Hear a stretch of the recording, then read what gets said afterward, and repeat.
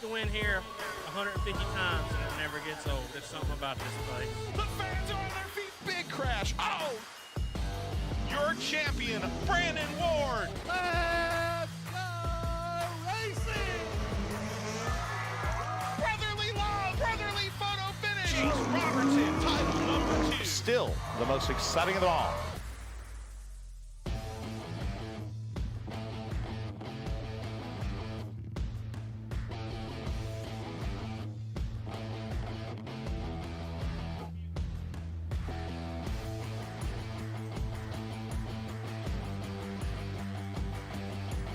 Ladies and gentlemen, boys and girls, welcome to the 1141st edition of Still the Most Exciting of Them All. Folks, it's August 8th, and that means it's Red Oak Brewery Modified 100 night. And the fans of Winston-Salem are packing in because it's $2 Ladies Night. What a night of racing we're going to have for you tonight, live on Flow Racing. I'm your host, Matthew Dillner, joined by my brother, Bob Dillner.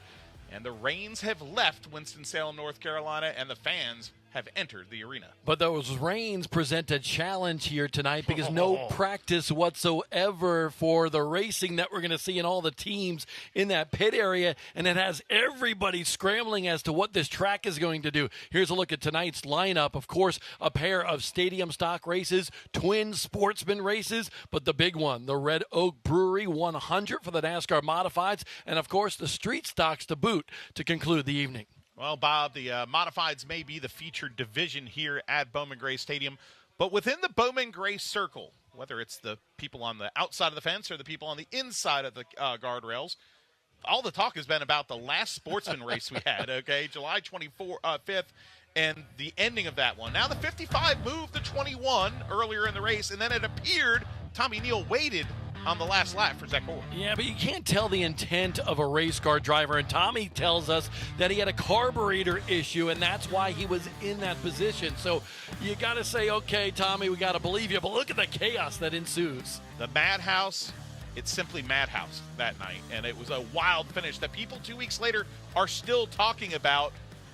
And it's just been a big subject here in the pit area. Let's just say that. Remember, Zach Orr, Tommy Neal, they've been into it all year long. Oh, yeah, and I'll tell you what, it continued a little bit in practice today. Those cars were stuck together like glue. Folks, stay tuned because they start next to each other, nose to tail in the first sportsman race. But, hey, in the NASCAR Brad's Golf Cars Modifieds, we talk about it all the time. Burt Myers, Tim Brown, hey, are you sick of it yet? Well, get used to it because these guys are making history every week. And on the top of this division and in the top of the history books, they are right there. Drama just does not stop in any division at Bowman Gray Stadium. And look at this. Two rivals, two guys that just don't like each other. Let's call it for what it is. Now tied atop the win mark. Both of them want to beat each other. And think about this. Burt Myers also leading the modified points. He has 11 titles. Tim Brown second in points with 12 titles. If Burt gets the championship this year, guess what? They're going to be tied with titles as well. And just look at that impressive wins list.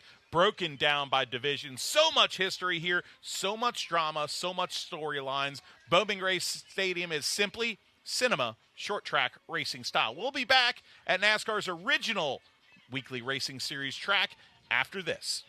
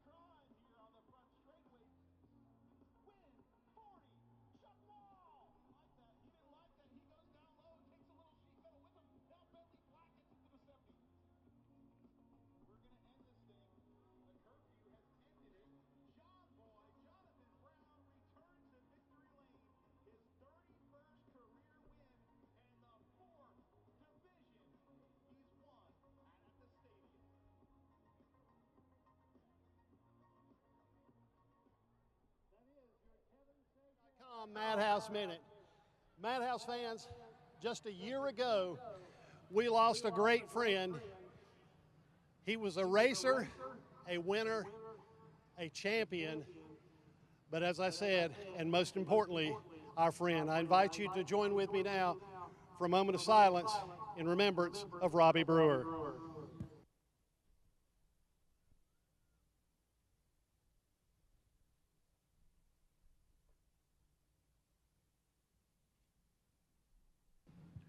Thank you. Please join with me now for the racer's prayer. Lord, I pray as I race today, keep me safe along the way, not only me, but others too, as they perform the jobs they do. I know, Lord, that in a race, I, the driver, must set the pace. But in this race of life, I pray, help me, Lord, along the way. Although I know I'm a sinner, help me to believe that with Christ, you're always a winner. Amen. Please remain standing as you're able, removing your caps and your hats. And veterans, please render a hand salute as we honor America with the playing of our national anthem. Oh, say can you see by the dawn's early light what so proudly we hailed at the twilight's last gleaming, whose broad stripes and bright stars through the perilous fight o'er the ramparts we marched were so gallantly streaming, and the rockets red banner bursting in, and the air grew through the night that our flag was still there. Oh, say does that star-spangled banner yet wave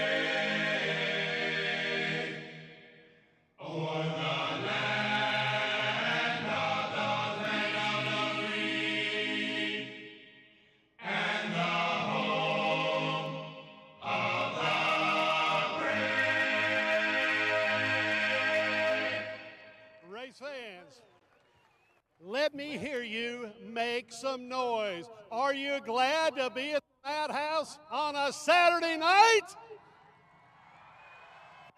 I am too. So right now, I'm going to send it up to my announce partner, CC, and he's going to give you the starting lineup for the first event of the evening, 15 laps for the Q104.1 Stadium Stock Series.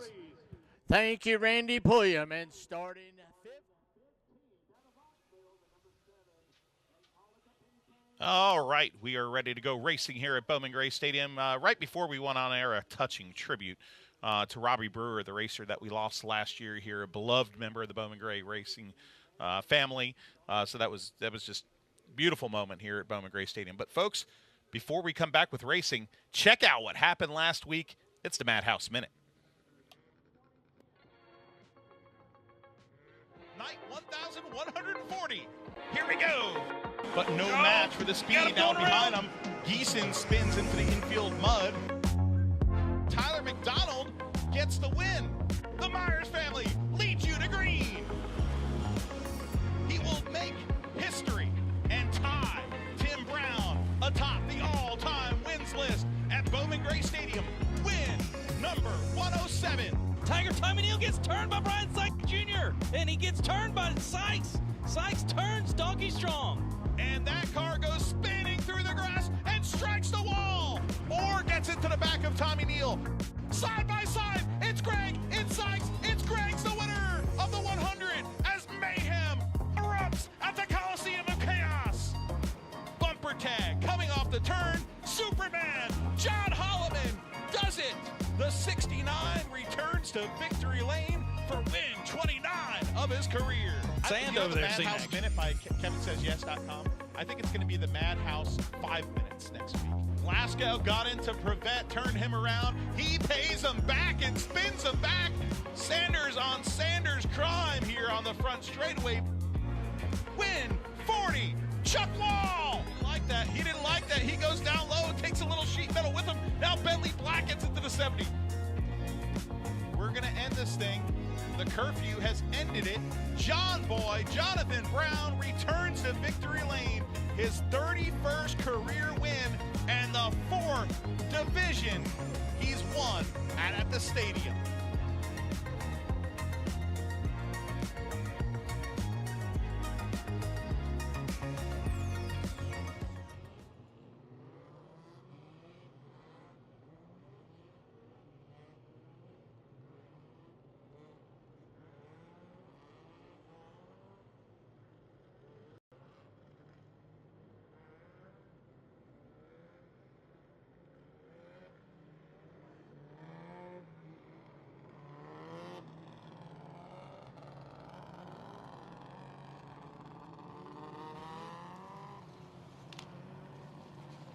We are back at the Madhouse, Bowman Gray Stadium, and folks, buckle up, Buttercup, because this is going to be a wild one. Some rains came in, and this track is ready to go, but the infield a little soupy, a little soggy, Bob, and now the stadium stocks have entered the arena for a 15-lapper. Let's give you the starting lineup for this one. On the pole, the number 88 Little Donuts machine, and Zach Taylor. To the outside, the Koger Plumbing, number 18 for the Racing Roofer, Billy Andrews. Starting third will be Fuzzy Dinkles in that 0-2. Had a runner-up finish a couple of months ago, and then one career win for the 51 of Andrew Cates alongside. Oh, the next row, a pair of 40-time winners on the inside, the 81 of Chuck Wall. To the outside, the Infinity Insurance Group 43 for Brandon Lee Brendel. Ice cold does not describe Brad Michalowski. I say he's red hot because he's been very consistent this year. Lines up 7th. Steven Sanders, point leader, alongside of him, will start 8th. Starting 9th tonight, the S&P Lemonade 95 for Levi Kachow Holt. On the outside, the QRC HVAC machine, the 2 of Carson Reed. Just outside the top 10, starting 11th, the 44 of Blaze Sanders. 3 top 5s for him this year. And the grandmaster of all stadium stock drivers, 69-time winner, A.J. Sanders in the 24 is 12th. Starting lucky 13th tonight in the Trevette Roofing and Gutter number 8 rookie Jaden Andrews, alongside last year's Rookie of the Year, Adam Peanut Baker. Hold on. What's next? Oh, folks, starting 15th tonight, here we go. The Moxville Tire number 7, it's Chris Allison, Pintang. All right, we've had some drama in the stadium stock divisions this morning. The Grandmaster of the stadium stocks right there, the 24 of A.J. Sanders, just returned to Bowman Gray Stadium. Huge crash in morning practice. They had to fix that car, and people didn't think it could be done. Well, it got done. It was destroyed, as they would say up in Michigan. We'll see what A.J. Sanders can do in this one. Here we go. Night 1,141 at the stadium is green. Zach Taylor looking for the big win out in front. You can smell those little donuts from here in that 88 machine, but Billy Andrews, a former winner here as well. In second, Fuzzy Dinkles. The battle is on for third with Chuck Wall. Here comes Chuck Wall making room on the inside of Dinkles. Now following him, the other driver in the number 43 that has 40 victories. They've swapped wins the last few weeks, trying to chase the records, but Dinkles now, all sorts of sideways. The 51 is sliding in the grass. Oh, there we go. Will that bring out the first caution? Indeed, it does. First caution of the night here. Soupy. Yeah, it's a little bit wet down in the infield with all the rain that we got last week and this week as well. Well, since it's a disco turkey car, is that turkey soup? I'd say it's turkey soup. I'm going to go turkey soup. I don't agree with you on that. I don't see the relevance, honestly. It's a turkey, and he's in the liquid. It's turkey soup. Or is it turkey broth? Have you ever had, I was going to say, have you ever had turkey soup? Yeah. You have? Yes, I have. Matt Roper knows about turkey soup. Turkey soup? In South Carolina. You ever hear the story? Turkey gravy, turkey broth. Okay, yeah. But not turkey soup. That could be turkey gravy, too. It's kind of brown like gravy down there. We got a replay to look at. Yeah, let's look at the replay here. And you see Steven Sanders, your points leader in the number 16 machine, and the 51 kind of chopped down on him, Bob, and hey, that's what you get here at a quarter-mile oval. Yeah, I agree with that, but the general rule of thumb, technically, is you got to be up to at other the tracks. left rear tire. Yeah, I still say that could have gone either way. Certainly Sanders could have backed out of that one, and other people could have held their line. Maybe the Cates could have held that upper groove. Got to protect the bottom, right? Yeah, I mean, it's the battle for the bottom, and we say it every week here at Bowman Gray Stadium, and there's no racetrack in America where that's more evident. And almost some trouble there in that wreck there for the 16. He was involved, your points leader, Steven Sanders, who was in that white and pink machine. Now, 3 laps on the board, coming back to green, Zach Taylor with a bumper full of the racing roofer. I like the fact that you threw out there Chuck Wall in third, but not for long. Going to the inside of Billy Andrews, going to get the spot, and here comes Brendel as well. He fills the gap, and a little rub on that right side to the 18 car, and Brendel is in third. Look out, Zach Taylor. You got 2 big shots behind you. Oh, his father-in-law will be knocking on the back door of the 88 really soon, and he's got to do it in a hurry because Brendel is on his tail. 5 laps on the board, 10 laps to go. And if you look, Taylor's car is not cutting like he wants it to, but Chuck Wall certainly looks good in that 81, and Brendel might even be better in the 43. The 88 looking for his first career win, but it's going to be hard to hang on to this one. Now to the bottom looks father-in-law Chuck Wall. Wall has the spot entering the north turn.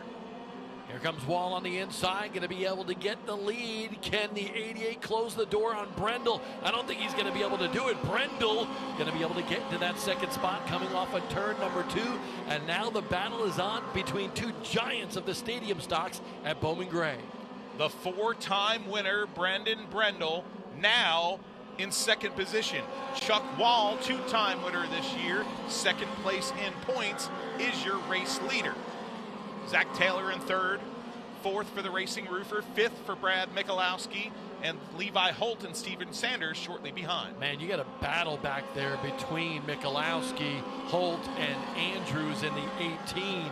I know the battle for the lead is starting to brew, but that battle for 4th on back, here comes Michalowski to the inside of Billy Andrews. Levi Holt going to join the charge as well, and point leaders Sanders there as well in the 16. That 16 of Steven Sanders having to start 8th tonight, deep in the field. He wants to maintain his points lead. He's already been in the midst of, Fuzzy Dinkles spins, gets drilled on the back straightaway. By another Sanders. Blaze Sanders got into Fuzzy Dinkles' car. Whisker Biscuit, as it's affectionately known, went for a wild ride on the back straightaway before getting tattooed by the blue car of Blaze Sanders. And I love Fuzzy Dinkles' machine. That looks like a pure stadium stock. Yeah, baby, Fox good body. Old-fashioned mini stock around America. That thing looks good. Yeah, and I'll tell you what, Dinkles, I don't know, that's a lot of damage probably on that car because that was a hard shot and a bad day so far for the Sanders machines as, Blaze Sanders gets involved in another one. You see Dinkles unlatching the window net. It looks like his day is done. The CitraSave cleanup crew going to work to assist. They tore off, I believe, the right front fender on Blaze Sanders' machine. It was kind of laying, so the official kind of took it off there. We'll see. He does not go to the pit area, but I believe that hood is crinkled up just a little bit, and there's that missing right front fender on the 44. We don't need no fender. There is A.J. Sanders, and you talked about what they had to do after the incident in morning practice to get that together. I just listened to an interview on the repave.com, and he said, man, it's classic old school racing. He says, real racers do not leave the track and give up. They did everything but throw the kitchen sink at this thing to repair this race car. Frame was bent. After a pretty tough hit this morning. Absolutely carnage. Everybody that I talked to said there's no way he's going to get that thing back. He's been practicing a car here each week in morning practice also that he races at Hickory. So I was just expecting the fact that he might just roll that thing out because he's been practicing it. But no, the Sanders family took the 24 back to their race shop, bent the bars, put a new radiator in it, fixed all the mounts, hung the fenders back and the front nose, and that is old school racer right there, personified. The all-time leading wins driver in this division with 69 career wins here at the Madhouse. But if you look at the record this year, it's a little bit of a disappointment for A.J. Sanders. Only 2 wins. Absolutely. A roller coaster of finishes. Man, I think he's got 2 finishes outside the top 20 at one point in this season. It's not been an A.J. Sanders-esque year. The competition has certainly got stiff. There's some newer race cars that have been introduced by some pretty good drivers as well. And now A.J. Sanders trying to play catch up a little bit. This car has been so good for him for so many years. But it's got A.J. thinking about what he might need to do, especially after that incident earlier today in practice. Well, for A.J. Sanders to be marred in 8th in points at this time of the season at Bowman Gray, it's just something you just don't see. I want to set up another conversation here and talk about the driver in the 16. Of course, another Sanders in the field, and that's the 16. Our point leader in this one, Steven Sanders. Right now, if you think about the situation here, Chuck Wall, who right now is running in the lead, has the opportunity to gain some ground on Sanders. They are separated by 10 points in the standings, and right now, Wall is at the lead, and Sanders running back in 6th. Well, Steven Sanders still has some time here. 3 laps to try to stop the bleeding and get 1 or 2 more spots. The interesting thing, though, Bob, will be who is going to get this win. At the top of this lineup right here, as we go back to green, 12 laps on the board, Chuck Wall, who got his 40th win recently, Brendan Lee Brendel, who got his 40th win recently, and then right behind a pair of drivers looking for their first win. The battle here to watch, honestly, with the top 3 spread out a little bit, is that 4th place battle. Michalowski holding on to that number 60 machine. That thing is wicked loose for him, and Levi Holt trying to make him a little bit more loose. Sanders into the back of Kachow, Lightning McQueen. Sanders with that new race car this year, and he is on top of this one. He is trying to get 1 more spot, but there is 1 more lap to go for Chuck Wall, the Tri-City Plumbing Machine, down the east straightaway and into the north turn. Brandon Lee Brendel is no match, because coming to the checkered flag for win 41 is the great Chuck Wall. And Chuck Wall separates himself from the guy that finishes 2nd. Now gets 41 wins, and Brendel still stuck at 40. 2 kingpins in the stadium stock division going at it for the win, but Chuck Wall, one of the best in the business, goes back to victory lane. Chuck Wall in 2nd all-time for wins in this division. What a battle it's been. The 3 top guys in this division in history are active drivers in this division. And 7th top 5 finish of the season for Zach Taylor in the Little Donuts, 88 as well. So the consistency continues for that driver. Chuck Wall, with this win, is 41st in his career, ties him for the great Johnny Johnson for 17th place on the all-time wins list. And he's now sits sole 2nd place in the stadium stock division pile of wins. Justin Mincy joining us in the booth here, our resident historian, taking his customary seat as we watch Chuck Wall's Little Donuts machine with that victory lap. Little nugget as well. I was watching while you were watching Chuck Wall win. I was watching the battle for 3rd, 4th, and 5th, and it was incredible. 4th wound up being Michalowski, Levi Holt in the 5th spot, but they were trading some paint there on the last lap, and our point leader, Steven Sanders, a finish just outside the top 5. Well, now the Chuck Wall machine pulls into Carolina Wood Floors victory lane. You see that little buggy. We'll see him pop up on there. Let's go down trackside. Randy Pulliam will be with your winner. Sponsored by Wild Investment, and Velocita picks up his 3rd win of the campaign.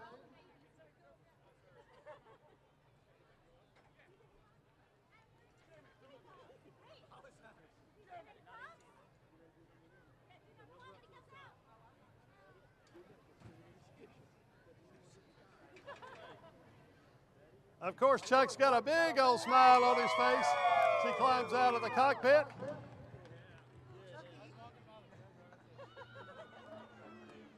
Chuck,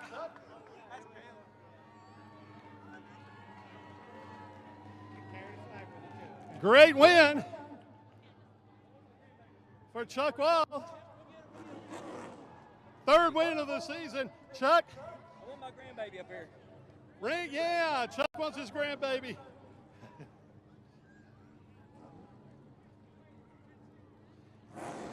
Chuck, your 41st win in your Bowman Gray Stadium career. Congratulations. Oh, could be sweater. It's my youngest grandbaby right now. Got another one on the way. Be here in about 3 or 4 weeks. But this is the first time I won with her here. Well, you came into the night second, just 10 points back of Steven Sanders. Steven finished in 5th or 6th unofficially. Going to be a really tight points battle going into the final 2 weeks. Oh, yeah, he's running good. It'll be a points battle all the way up to the end. We just outdrew him tonight. He'll probably outdraw me next week, and we'll just do the best we can, trying to work traffic. Got to thank Greg with Greg Butcher Trucking, Adam with John Baker Plumbing, Bad Brad with Velocity, Jimmy and Teresa with J&T Services, my family standing behind me, Greg with Greg Butcher Trucking, and Randy Butner for the horsepower. Congratulations.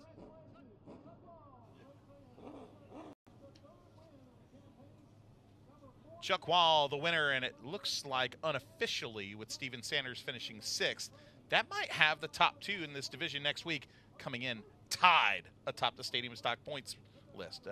Folks, the sportsman cars, and you see those 2 cars, they've made headlines all year long, and they start nose to tail. We'll be back with the sportsman race number 1.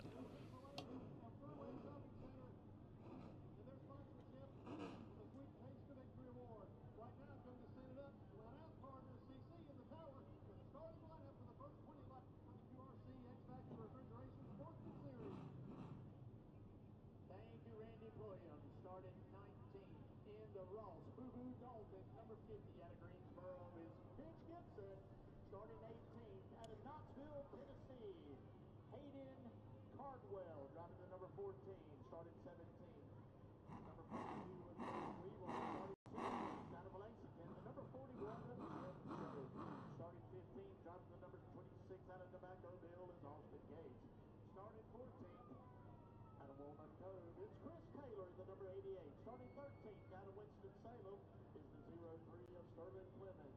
Starting 12th out of Tyrone, North Carolina, the number 18 of Kenny Moss. Starting 11th is the number 38 out of Thomasville, Mitch Gales. Starting 10th out of King, Justin Taylor is the number 12. Starting 9th out of Patrick Springs, Virginia, is the number 5, Jonathan Simacek. Starting 8th out of Lexington, he is your points leader, dropping the number 98. Billy Gregg, starting 7th, the number 28 out of Lexington, Nate Gregg. Starting 6th out of Troutman, driving the number 36 is Scott Gilbert. Starting 5th out of Winston-Salem, the number 99, Brian Wright. Welcome back to the Madhouse, and it will be the first of 2 20-lappers for the law offices of John Barrow Sportsman Division.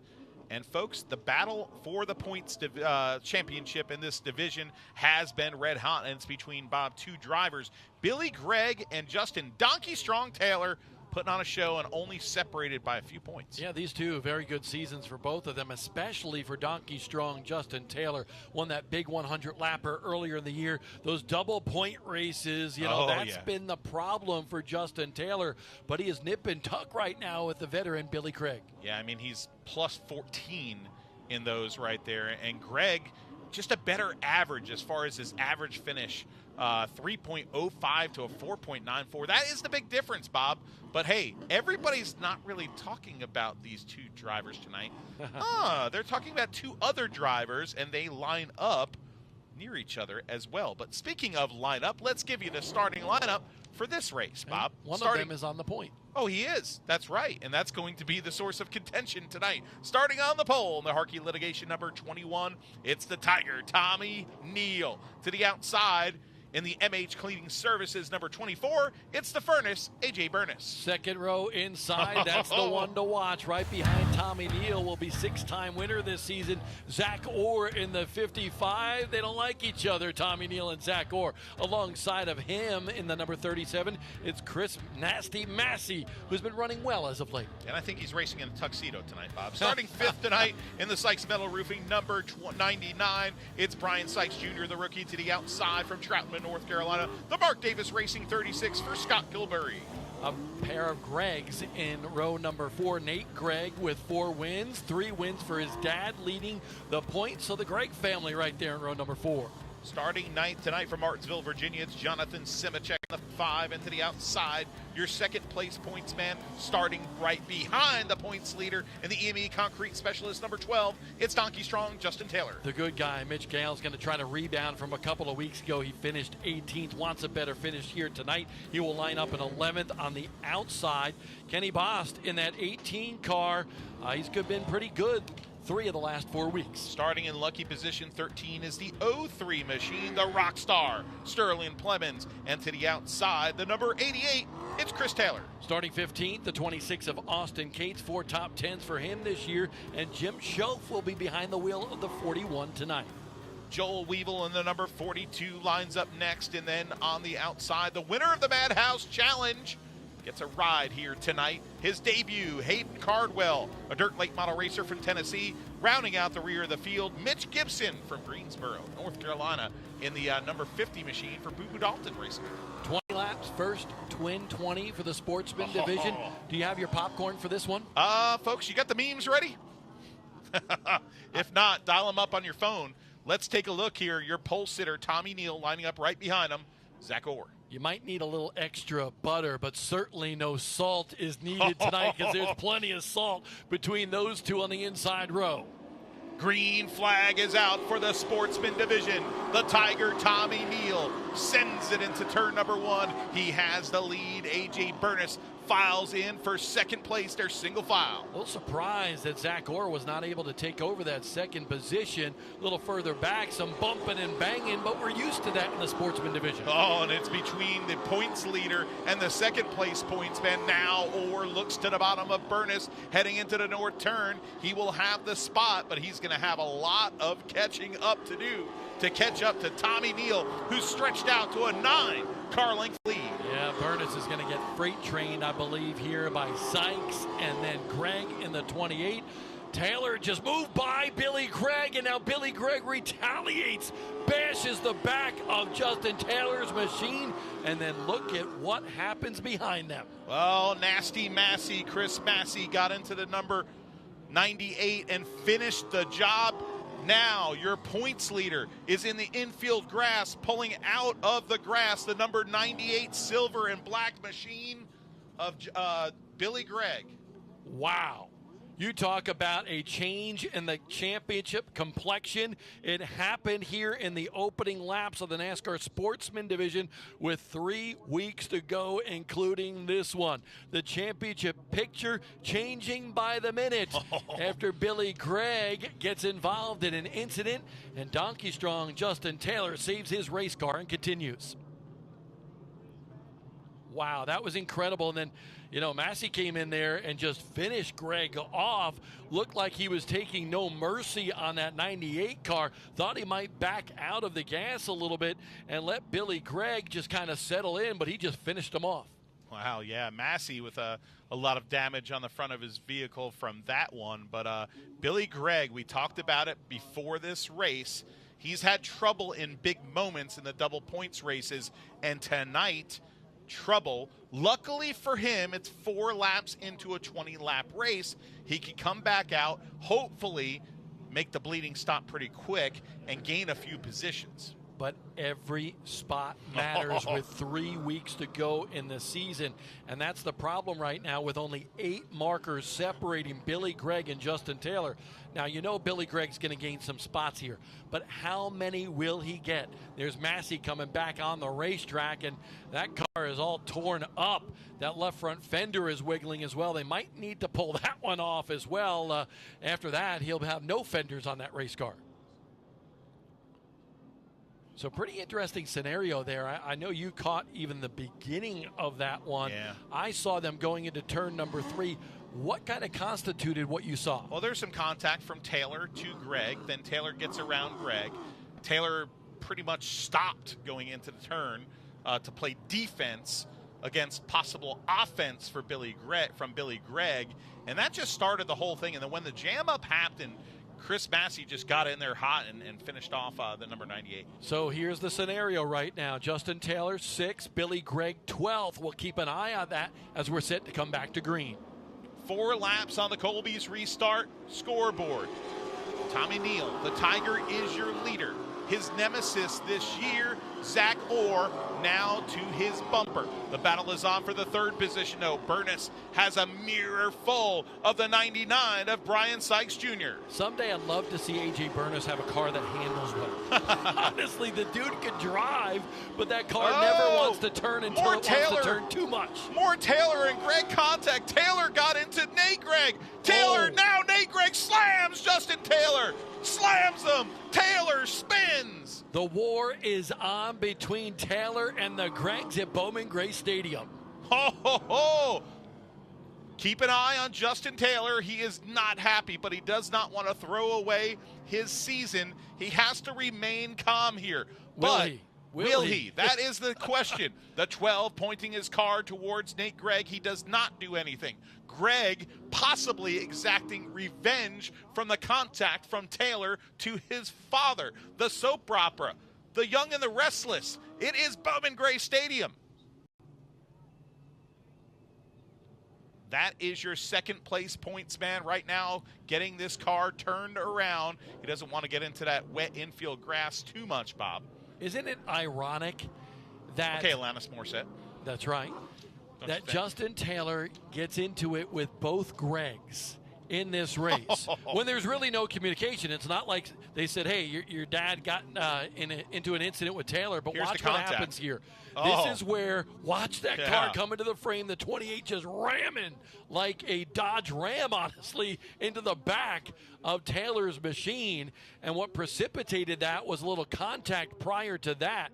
Unfortunately for A.J. Burness, he's taken out in the scenario as well. But Justin Taylor now to the back of this one. He's not going to the back yet. He's lining up behind the 28. I think there's some intimidation afoot here, Bob. He is not going to the back yet. I think he's trying to send a message. He's going to need to. Well, he's going to need to. I think right now he is trying to get in the headspace of the young driver in the 28 to show he's not happy. If I were Nate Gregg, though, I'd be like, it's no intimidation because you got to go to the back and you got to catch me if you want at me.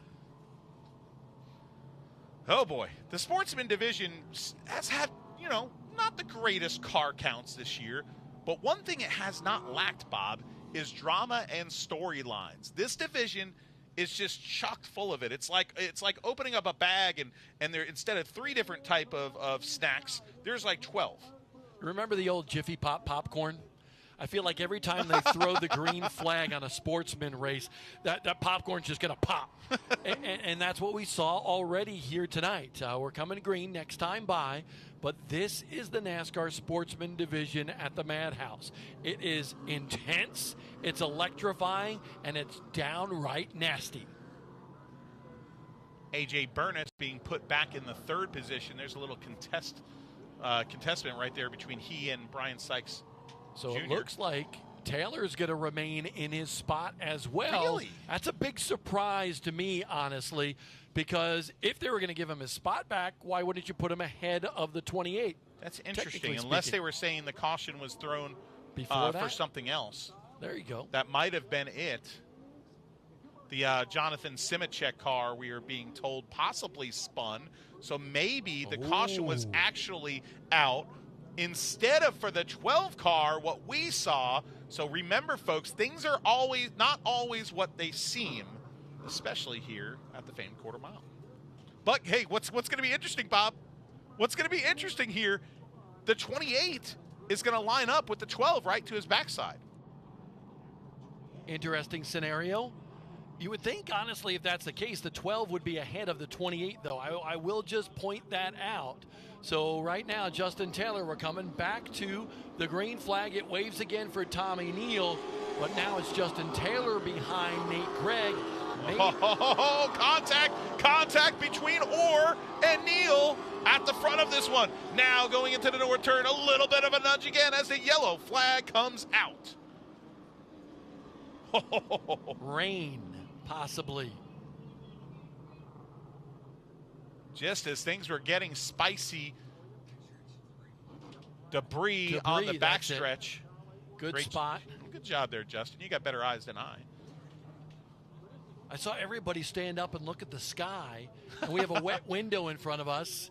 So it's raining everywhere else in North Carolina, so I thought maybe, just maybe, some rain coming down here, but it looks like we're clear so far. Great job by the Citrus Safe track crew, and you want to talk about a great job to get this racetrack in racing order today was a feat in itself. Backpack blowers, tow trucks going around with tires. This was a scene to even get this track race ready was a absolute feat. By the way, we hope that some people that have been watching the ZMAX Cars Tour over at Hickory, it's been raining there. They're hoping to get that race going here in just a little while. But hopefully you're enjoying the show here at Bowman Gray Stadium, just down the road, about, an hour or so from the Hickory Motor Speedway. So if you're waiting on that ZMAX Cars Tour, we welcome you here to the Madhouse of Bowman Gray Stadium in Winston-Salem, North Carolina. Yellow flag is still out. Nate Gregg, I'll tell you what, he has been red hot. The number 28, the black and pink machine, as we turn off the lights on the pace car. Nate Gregg has been absolutely red hot in this division, and right now he sits in the third, fourth, fifth place for Nate Gregg, and he's strung out a ton of top 10 finishes, 12 of them in a row, Bob. Forget about the top 10, 7 of the last 8 in the top 5. That's what's incredible. You know, when you talk about car counts, the top 10 finishes are good, but the top 5s are spectacular, yes. And that's what Nate Gregg has been able to pull off. Especially in this division, and you've got the twin races, you line up differently in the second race. But, folks, let's look at the front of this field. 7 laps down on this one. Tommy Neal will lead them to green. Zach Orr to his backside. Orr already peeking towards the bottom. Neal closes the door in turn 1, but a little bit of bumper tagging down further back. Taylor gets into Nate Gregg. Nate Gregg spins, and the caution flag is out. Look out, folks. Nate Gregg is a spirited competitor. If indeed Taylor got into him, those two not only waging war, it's like a battle royale right now during the sportsman class between the Gregg family and Justin Taylor. Gregg pulls his car and has it moving now, heading off of turn number 2. We'll certainly keep an eye on this one because Justin Taylor's going to have to pass him maybe before Nate Gregg would pull off the racetrack. You see Taylor laying back a little bit, does not want any retaliation. Remember, Taylor battling, and Nate Gregg pulls off the racetrack before Taylor can get to him. Taylor battling Billy Gregg for the championship.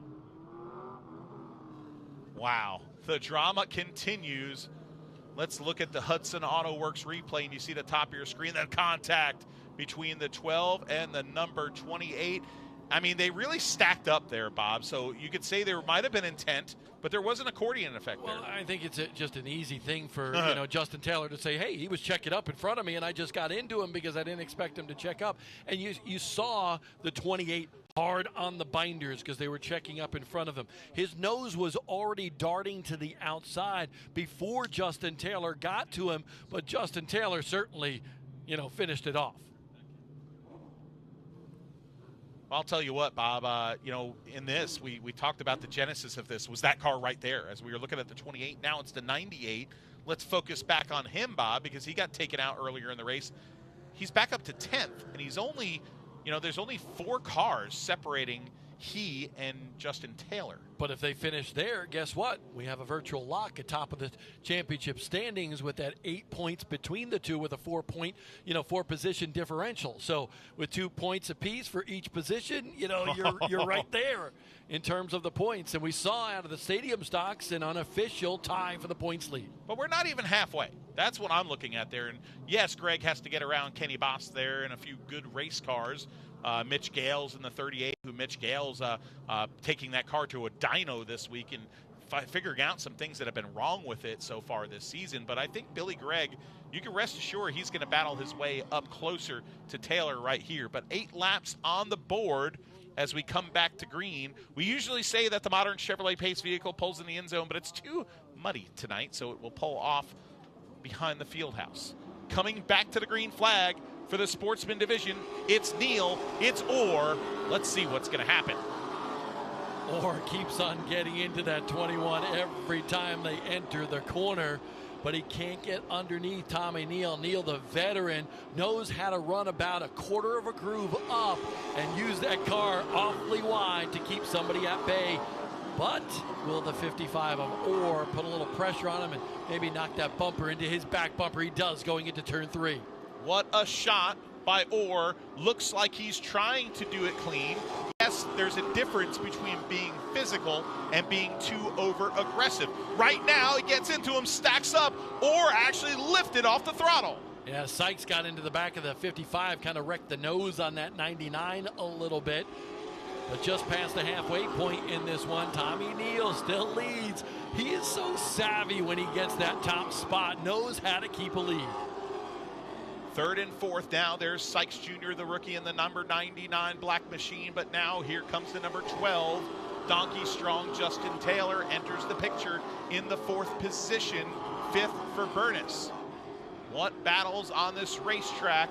Now we've also seen Billy Gregg has crept up further in the field, single file all the way around the famed quarter mile. Well, Justin Taylor's got into it with 2 Gregg cars, while the car in front of him is in the Gregg stables as well, with Sykes in the 99. So Justin Taylor trying to be a little bit careful here, and if something happens to Justin Taylor, second in points, and that 12 just basically gets killed coming off the corner. No power to power that 12 machine. Trouble for the championship contender. Man, and Bob, the way that thing come to a rest, it didn't just look like it was under power. It looked like maybe drivetrain related. It kind of herked and jerked to a stop right there. And I was just about to say he was running 4th with Billy Gregg running 8th, because Gregg was back up to 8th. But now the tables have turned, and now the pendulum swings in the way of Billy Gregg. I just got a text from my friend Claire Formosa, and she said, man, this race is crazy. and what race isn't here in the NASCAR Sportsman Division at Bowman Gray Stadium? The drama and the way the pendulum swings here is just incredible, because it changes each and every lap. Sometimes, Bob, it swings with the wind. Sometimes it swings by drama and weight. Look at that. Who would have thought? It looked like the night was going to be owned by Justin Taylor, a great points night, trying to catch Billy Gregg in the points, and now just the agony of defeat. And who knows, that could have been something ignition-wise as well. True. It might have just quit, came back on, quit again. You know, maybe that's what that herky-jerky situation that we saw. So it could have been drivetrain. It certainly could have been something terminal. We hope not. But it could have been ignition-related as well. Billy Gregg, now move him up to the 7th position. Your points leader, who was involved in an incident with Taylor early in this race. 5 to go in this one as Tommy Neal picks up the pace very quickly and early in the restart zone. The Tiger trying to win again here at Bowman Gray, but his nemesis right on his back bumper. In typical Tommy Neal fashion, that car is loose all the way around the turn. Yawed out. It was in practice this morning. It is tonight in this feature event. 4 laps to go. I think the physical activity is going to get ramped up here in the last few laps. 3 to go at the line. This time by. Sykes is there as well. Tommy Neal basically stops that 21 to prevent the big hit from Zach Orr. Oh, Taylor spins in turn number 2 to bring out the caution. So more problems for the guy who is second in points. So Taylor did return to the racing surface as soon as the green flag came out, tagged the rear of the field, and now spins out his number 12 machine. And caution once again, 3 laps to go in the Sportsman Division race. And we have a barn burner here on a Saturday night in Winston-Salem.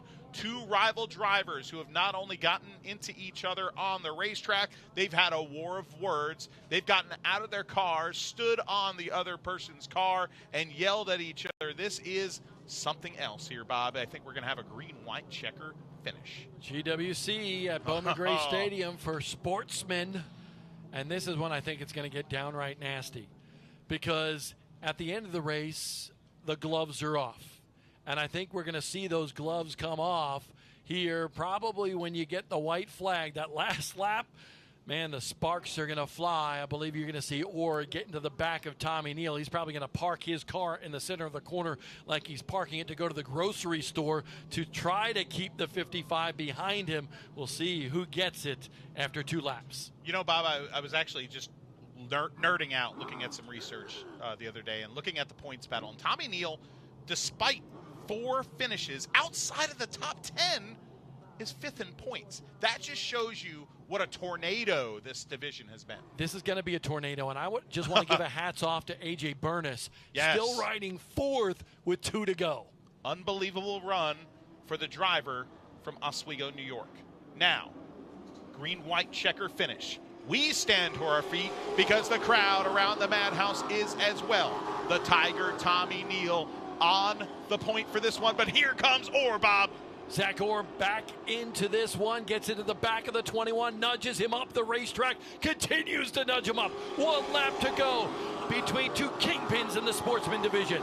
Contact again, and here comes the 55 to the bottom. Side by side they go into the north turn. The drivers who've contested each other all year long, trading fenders, and now Zach Orr gets the win over the Tiger, Tommy Neal. Classic short track racing. The gloves came off, but they did it relatively clean. The net is down on Tommy Neal, and I believe, honestly, he's given him a thumbs up. That was some great racing there by those two of the best in NASCAR sportsmen in the history here of Bowman Gray Stadium. That is what it's all about. People can say all they want about the style of racing here at the Madhouse, and then you get moments like that.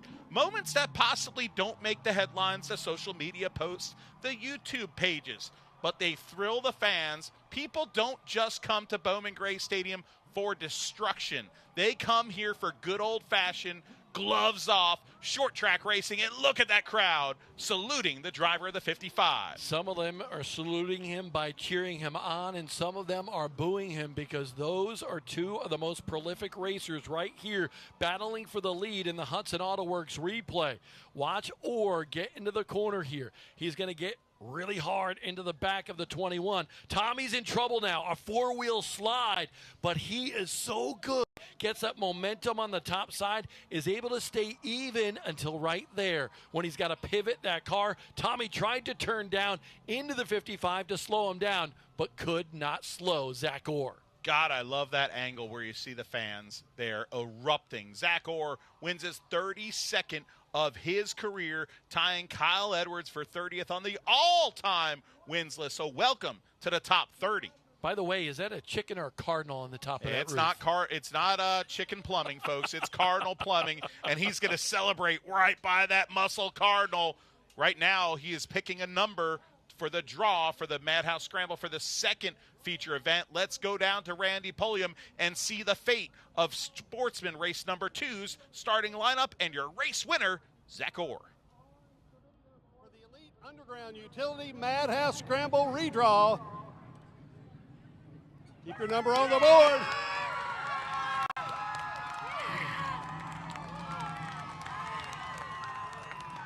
Zach draws number 12.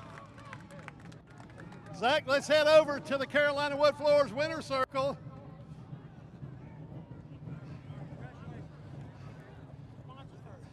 Zach, congratulations on win number 7 of the season. What a race. The Tiger left the door open several times. You took advantage of it on the last lap. Yeah, I think everybody thought I was going to dump him and destroy his stuff. I'd rather race him, outrun him, and win and be done like that. That means more to me than tearing this stuff all to pieces. Well, congratulations on your win. I think you drew 14 for the Madhouse Scramble redraw. Yeah, I think we drew 12, but yeah, we'll be back up front.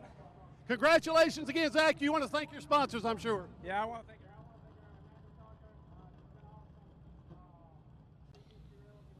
Zach Orr, the big winner of the Sportsman Race number 1, but look at this right here. 600 horsepower ground pounders entering the stadium for their Red Oak Brewery 100. We'll be back on Flow Racing with the NASCAR Modifieds.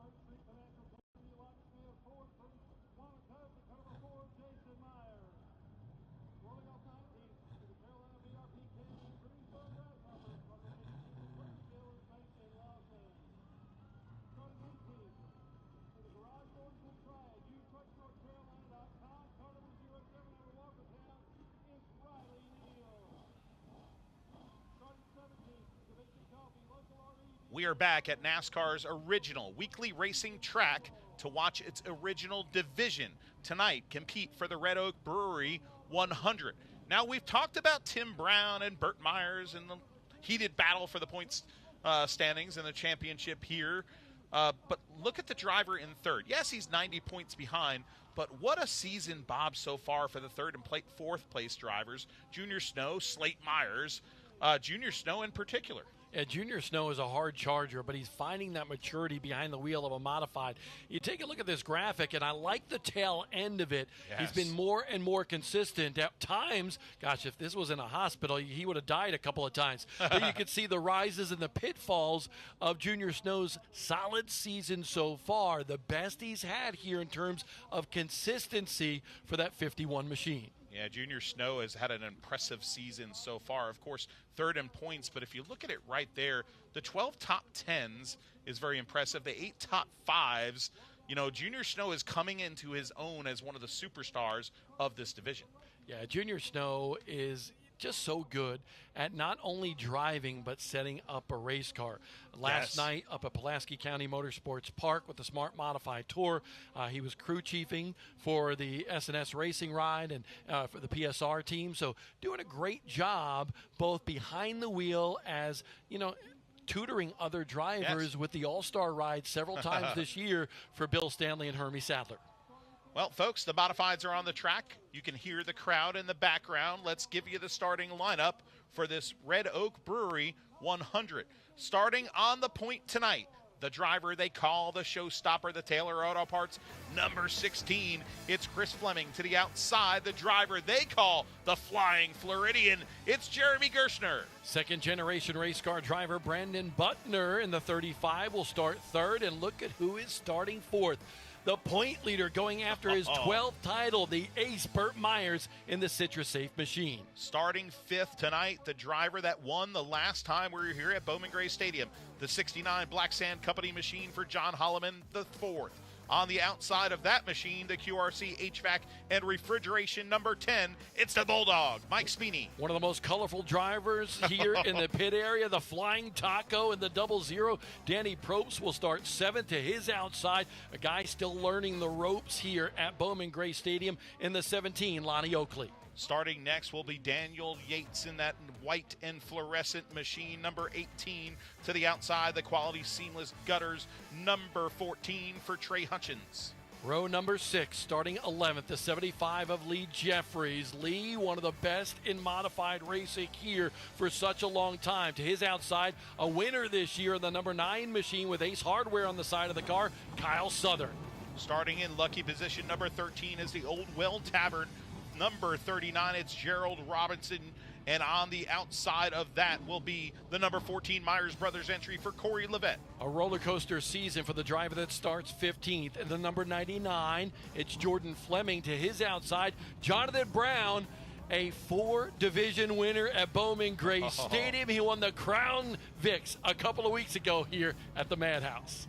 Folks, starting 17th, the young driver in the Big B Coffee, number 64, it's Ethan Truel. To the outside, another hot young race car driver, the Garage Doors of the Triad, number 07, it's the real deal, Riley Neal. Starting 19th, way back in this one, the rookie in the 82, Mason Lawson.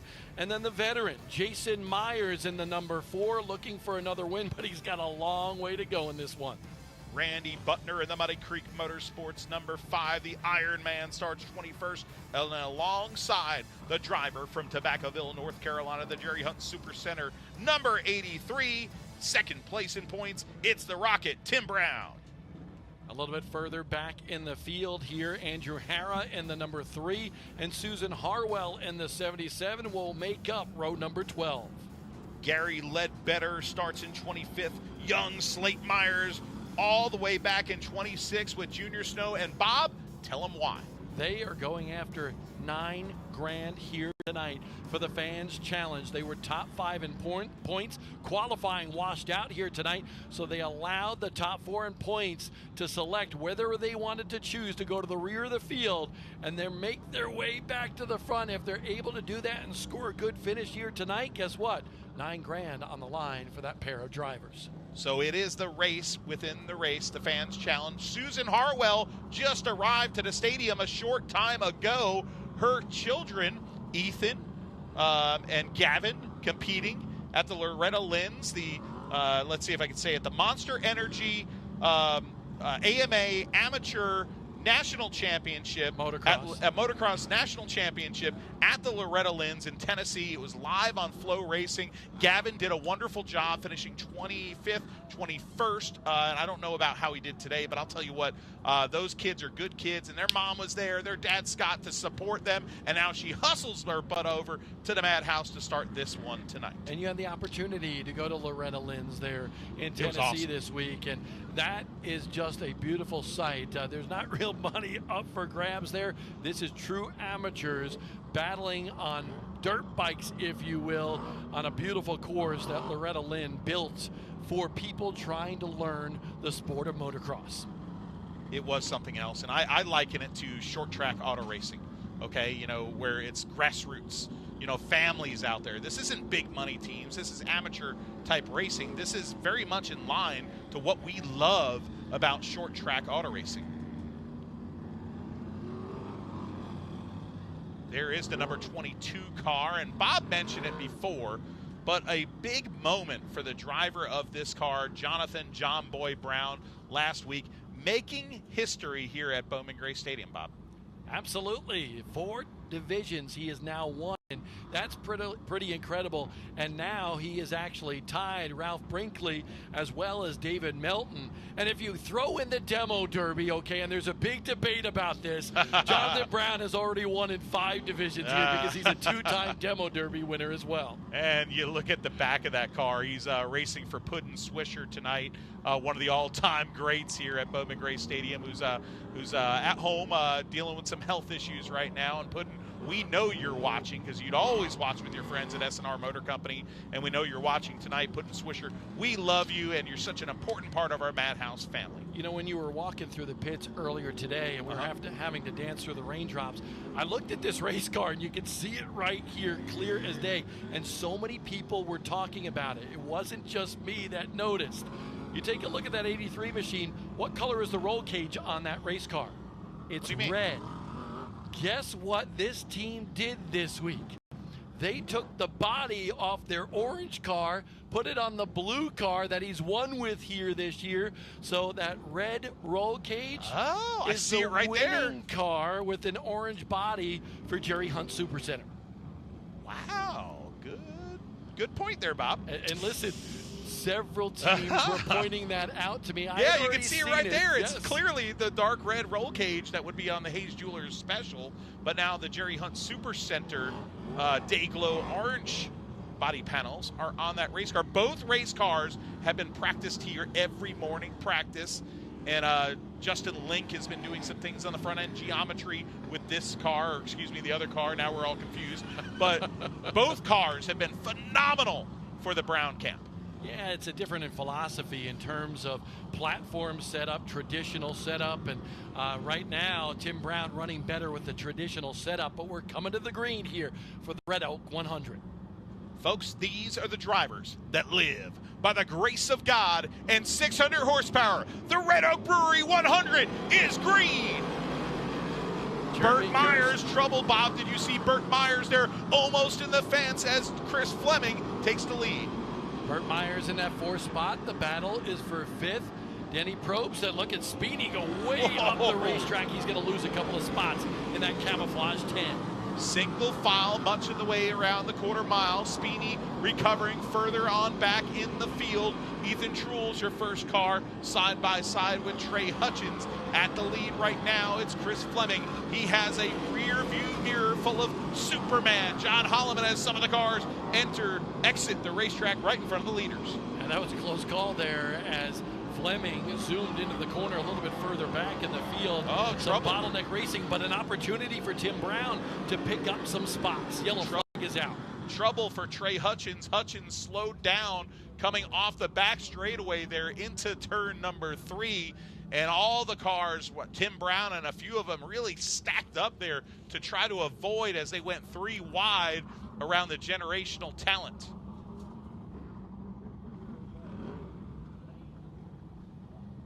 Well, now we can catch our breath a little, can't we, Bob? Yeah, Trey Hutchins was like, hey, we're going to have the draw here today. I'm going to probably start in the back of the field.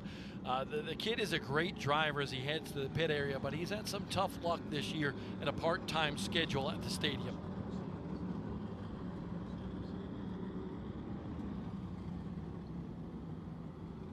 There is John Holloman's machine. That was interesting when he won a couple of weeks ago. Yeah, I mean, the best part about it, though, was it was his first trophy to bring back to his new baby girl, Aurora. And I joked in the victory lap, man, now you gave us a picture for the TV broadcast here, but now how about a picture with the trophy? And he said, that's how you measure a baby. That's what Rachel and his wife Rachel and John were joking about. So now a 3-time dad and mom there and enjoying the spoils of victory very early in her life. The trophy is bigger than Aurora. She is an itty-bitty one, isn't she? What a cute little kid, for sure. Congratulations to the Hollamans. John's been a great dad, too, and we've seen him race for such a long period of time, back from the Bando and Legends days up here to the local ranks, local divisions here at Bowman Gray. You know what's interesting about this? Holloman, you talked about seeing him. Remember when we watched him in Bandoleros? And that's where he cut his teeth. And, it's going to be really interesting because John Holloman also announced that this week he's going to be in that Kyle Busch Invitational. That's going to be a lot of fun. The final, August 21st on a Friday, the Kyle Busch Invitational for Legends Cars and Bandoleros here at Bowman Gray Stadium. And then the finale, 150 laps for the NASCAR Modifieds on Saturday, August 22nd. What a doubleheader to finish the season. I think it's really cool that Holloman's going to come back to that style of racing. There's a lot of surprises that we've been told are going to happen. Some star race car drivers that might be behind the wheel of Legends race cars for that Kyle Busch Invitational. Holloman, the first of the local Bowman Gray superstars that have had the invitation to run in that event. Who will be announced over the next week or two will be very interesting. But providing a doubleheader weekend, Bob, is so spectacular. And like we said on the WTOB radio show today in Winston-Salem, downtown Winston-Salem, I know somebody from Maine who's traveling down here just for that doubleheader weekend. It's going to be a blast and a great situation and feeling and atmosphere around, remembering Kyle Busch. And I think that's what it was about. And Kyle Busch had always said, listen, if you hold a Legends car race here at Bowman Gray Stadium, we'll be here. I'll bring Brexton. And I think that's where that spawned from, this event on a Friday night to end the season at Bowman Gray.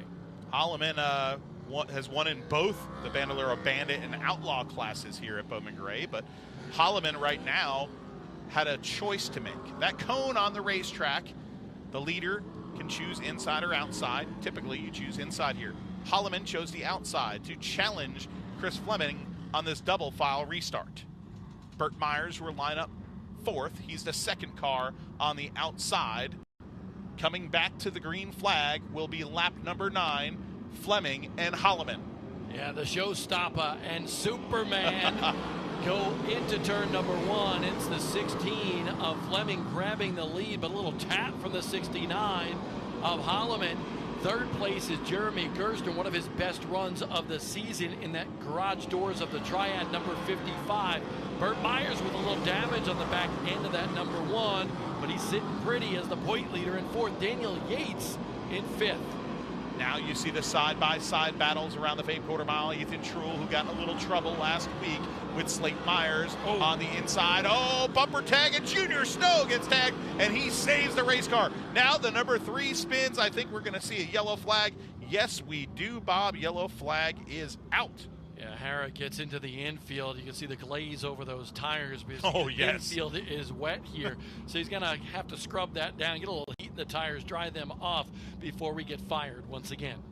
That was almost trouble for Junior Snow, who is third in points. We highlighted him at the beginning of the show, but also racing for a bonus of $9,000 tonight if he can finish in the top 4. See what the Genesis does there. Lonnie Oakley getting all sorts of sideways there, squirgly. He was able to save it, but it stacked everybody up, and it looks like Brandon Butner maybe got into Hara's number 3 and sent him around. Really no harm, no foul right there for Hara, but at the same time, he's got to work those tires because it's awfully wet in the infield. Yeah, the Hara Enterprises number 3 machine, the Myers Racing Stable, and great to see Gary Myers back here at Bowman Gray Stadium after a little bit of a health scare the other week. We've been praying for him in the drivers' meeting each and every week, and to see him back here at the stadium where he belongs is such an awesome thing. Always love seeing he and Pam, Bert and Jason Myers' mom, and folks, if you don't know, like Slate Myers' grandparents, but such staples here at Bowman Gray. Gary, an incredible modified competitor himself. Indeed. It was good to see him because as he rode around in his Jazzy here today, he had a little smile on his face. And that was neat to see because Gary Myers has meant so much to not just everybody at Bowman Gray Stadium, but the entire Southern modified and racing scene for so many years. Just a true nice guy, and we just really are happy to see him back at the racetrack. Kind of a little bit of the same.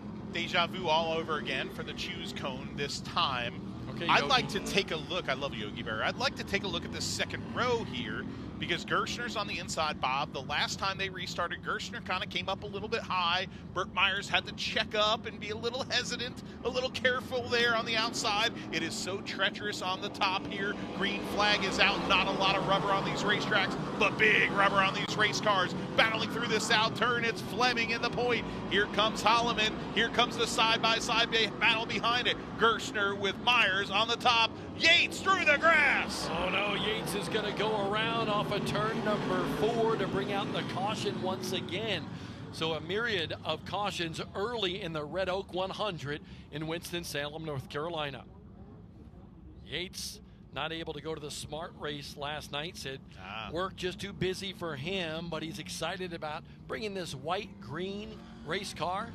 It's got all sorts of colors on that race car. It's definitely bright. It's bright for sure. Kind of inverse of his typical smart. That's what I was just going to say. Yeah, let's take a look at this. Watch that 18 go into the corner here. It looks like he gets crowded down, gets that left front on some of the wet stuff, and just rotates that car a little bit because of that wet stuff, and around he goes off of turn number 4. Man, when those tires get so wet, you don't realize how wet it is down there. This track crew did a great job of getting this. The drainage here is incredible, but getting this track prepared, but there's really nothing you can do about the grass. You see those drains right there. They worked so much water into those, but really, the grass, unless you go out there with giant, towels, it's just not going to happen.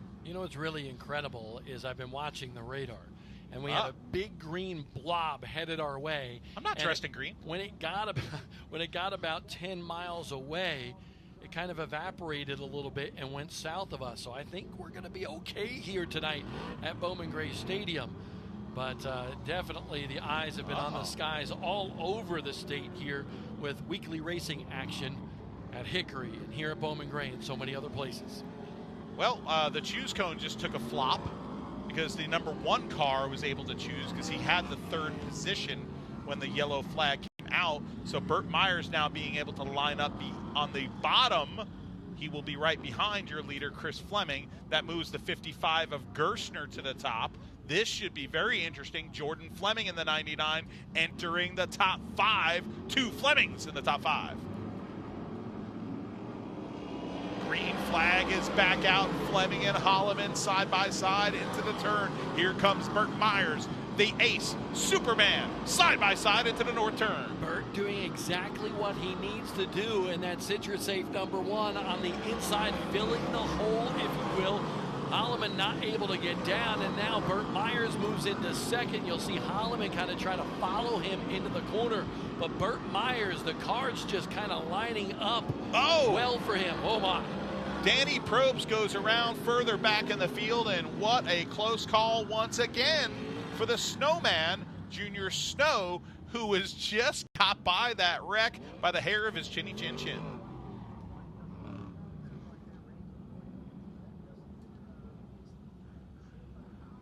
Junior Snow 11th at the time of that caution. He's got to get to a top 4 to get that $9,000. Let's take a look at this here.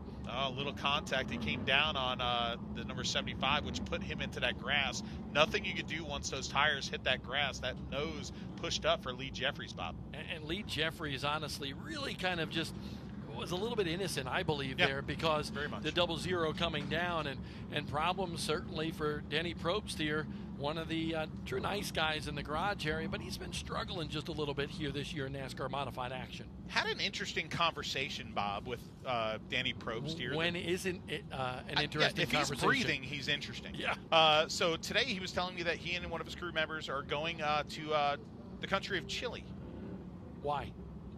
They said that they were going on a hunt for chinchillas? Chinchillas. Is that how you say it? I think so. So they're going on a quest for chinchillas. Well, remember, in Chile. He said he was reincarnated. Yes. I mean, yeah, that is Danny Probst's story, that he's been reincarnated. He was once in a hip-hop mariachi band. And if you can see Danny Probst, you could never imagine that. I mean, not everything is possible, Bob. Okay. Especially here at the stadium. There's nothing that you will not see here at Bowman Gray Stadium. Fans, if you've never been here, the characters are aplenty on both sides of the fence. Chris Fleming leading this race, and Chris is certainly one of the best in the business here. He's got 5 career wins and 100-lap events, and that's 15th place on the modified 100 wins list, and that's good. But I love the conversation that I was having with him and Jordan today. And I asked Jordan at one point, I said, is your dad ever super happy at the racetrack? Because, listen, Fleming is so focused. And I love his spirit. I love his faith. I love the person that he is, but he is downright ornery sometimes at the racetrack. He's probably going to ask you for my number and text me tomorrow morning. Chew you out for that one. I love him. I love the fact that he's like that because it's always serious. And I asked Jordan, I said, is he like that away from the racetrack? He goes, oh, yeah. He says, I just do exactly what he says in the shop. If he wants me to do this, I do it because there's no point in arguing with him. I've noticed one thing about him. When he has his fire suit on and he gets in the car, his demeanor changes. Okay, you know, there's been times, you know, here when you come early, you know, when my kid here, Hudson, was like 4 years old, he'd take, and he does it with every kid that comes to his pit area. Come on inside my trailer, and he gives him a little Matchbox car. He's got a huge heart, that guy. And then, you know, spending some time on the tailgate with him and, you know, like Crab Smith in that part of the pit area, he's such a different person. But then when he gets that helmet on, you see the beast come out in him, the aggression, the fierce racer that, you know, you can often say somebody that has a great faith and a great spirit about them can be a pushover. This guy's no pushover. Oh, no. He is a fierce competitor. And that's what I like, and that's my point. You know, when I say he's ornery, he's focused. Okay, he's ready for battle. And he's ready to battle Burt Myers, one of the best in the business, to his outside. And those two have gone toe-to-toe in races here at this racetrack.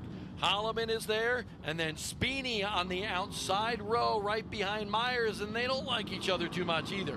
It's been a while since we've seen Speeney up front.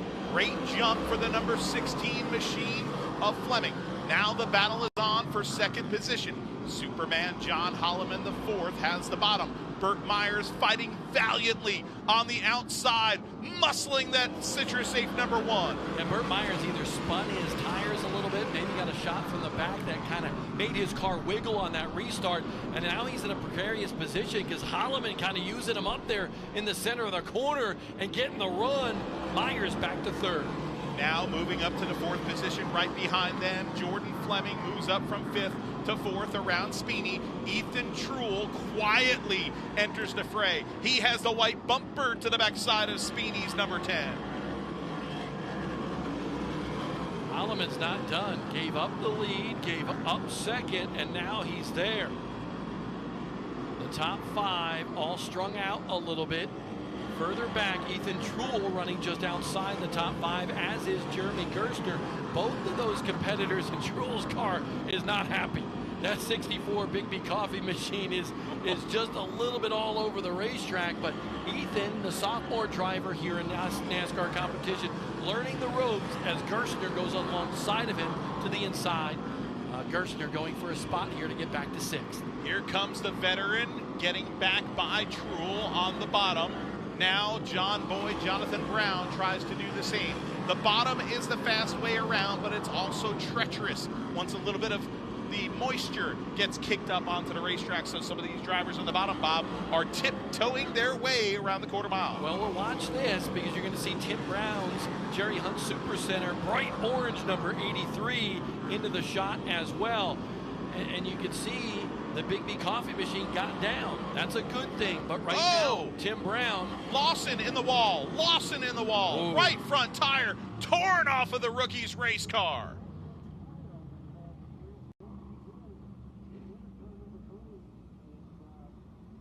Big contact for the rookie competitor and the Harper Greensboro Grasshoppers machine as the Citrus Safe track crew goes out there to check on the number 82. An extensive damage, Bob, to the right front suspension of that race car. And it was really cool also to see the safety advancements you see on these NASCAR modifieds. The tether is doing a great job holding that wheel to the chassis. Yeah, a lot of advancements in safety for these modifieds through the years, especially going back to the mid-'80s for sure. But Lawson with problems, and you can see that right front suspension on that 82 machine is toast. So he'll be done for this 100-lap race, 36 laps into the Red Oak 100 for the NASCAR mods at the Madhouse.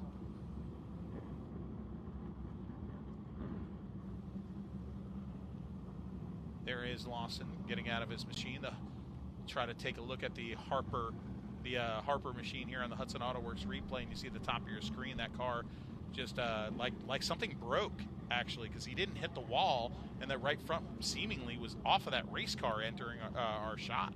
Yeah, something definitely broke on the right front. No contact that would have caused that. So, Lawson looking at things right now. One of the taller drivers, by the way, in the field. Well, let's take a break on Flow Racing. We'll be back. We're 37 laps into the Red Oak Brewery 100.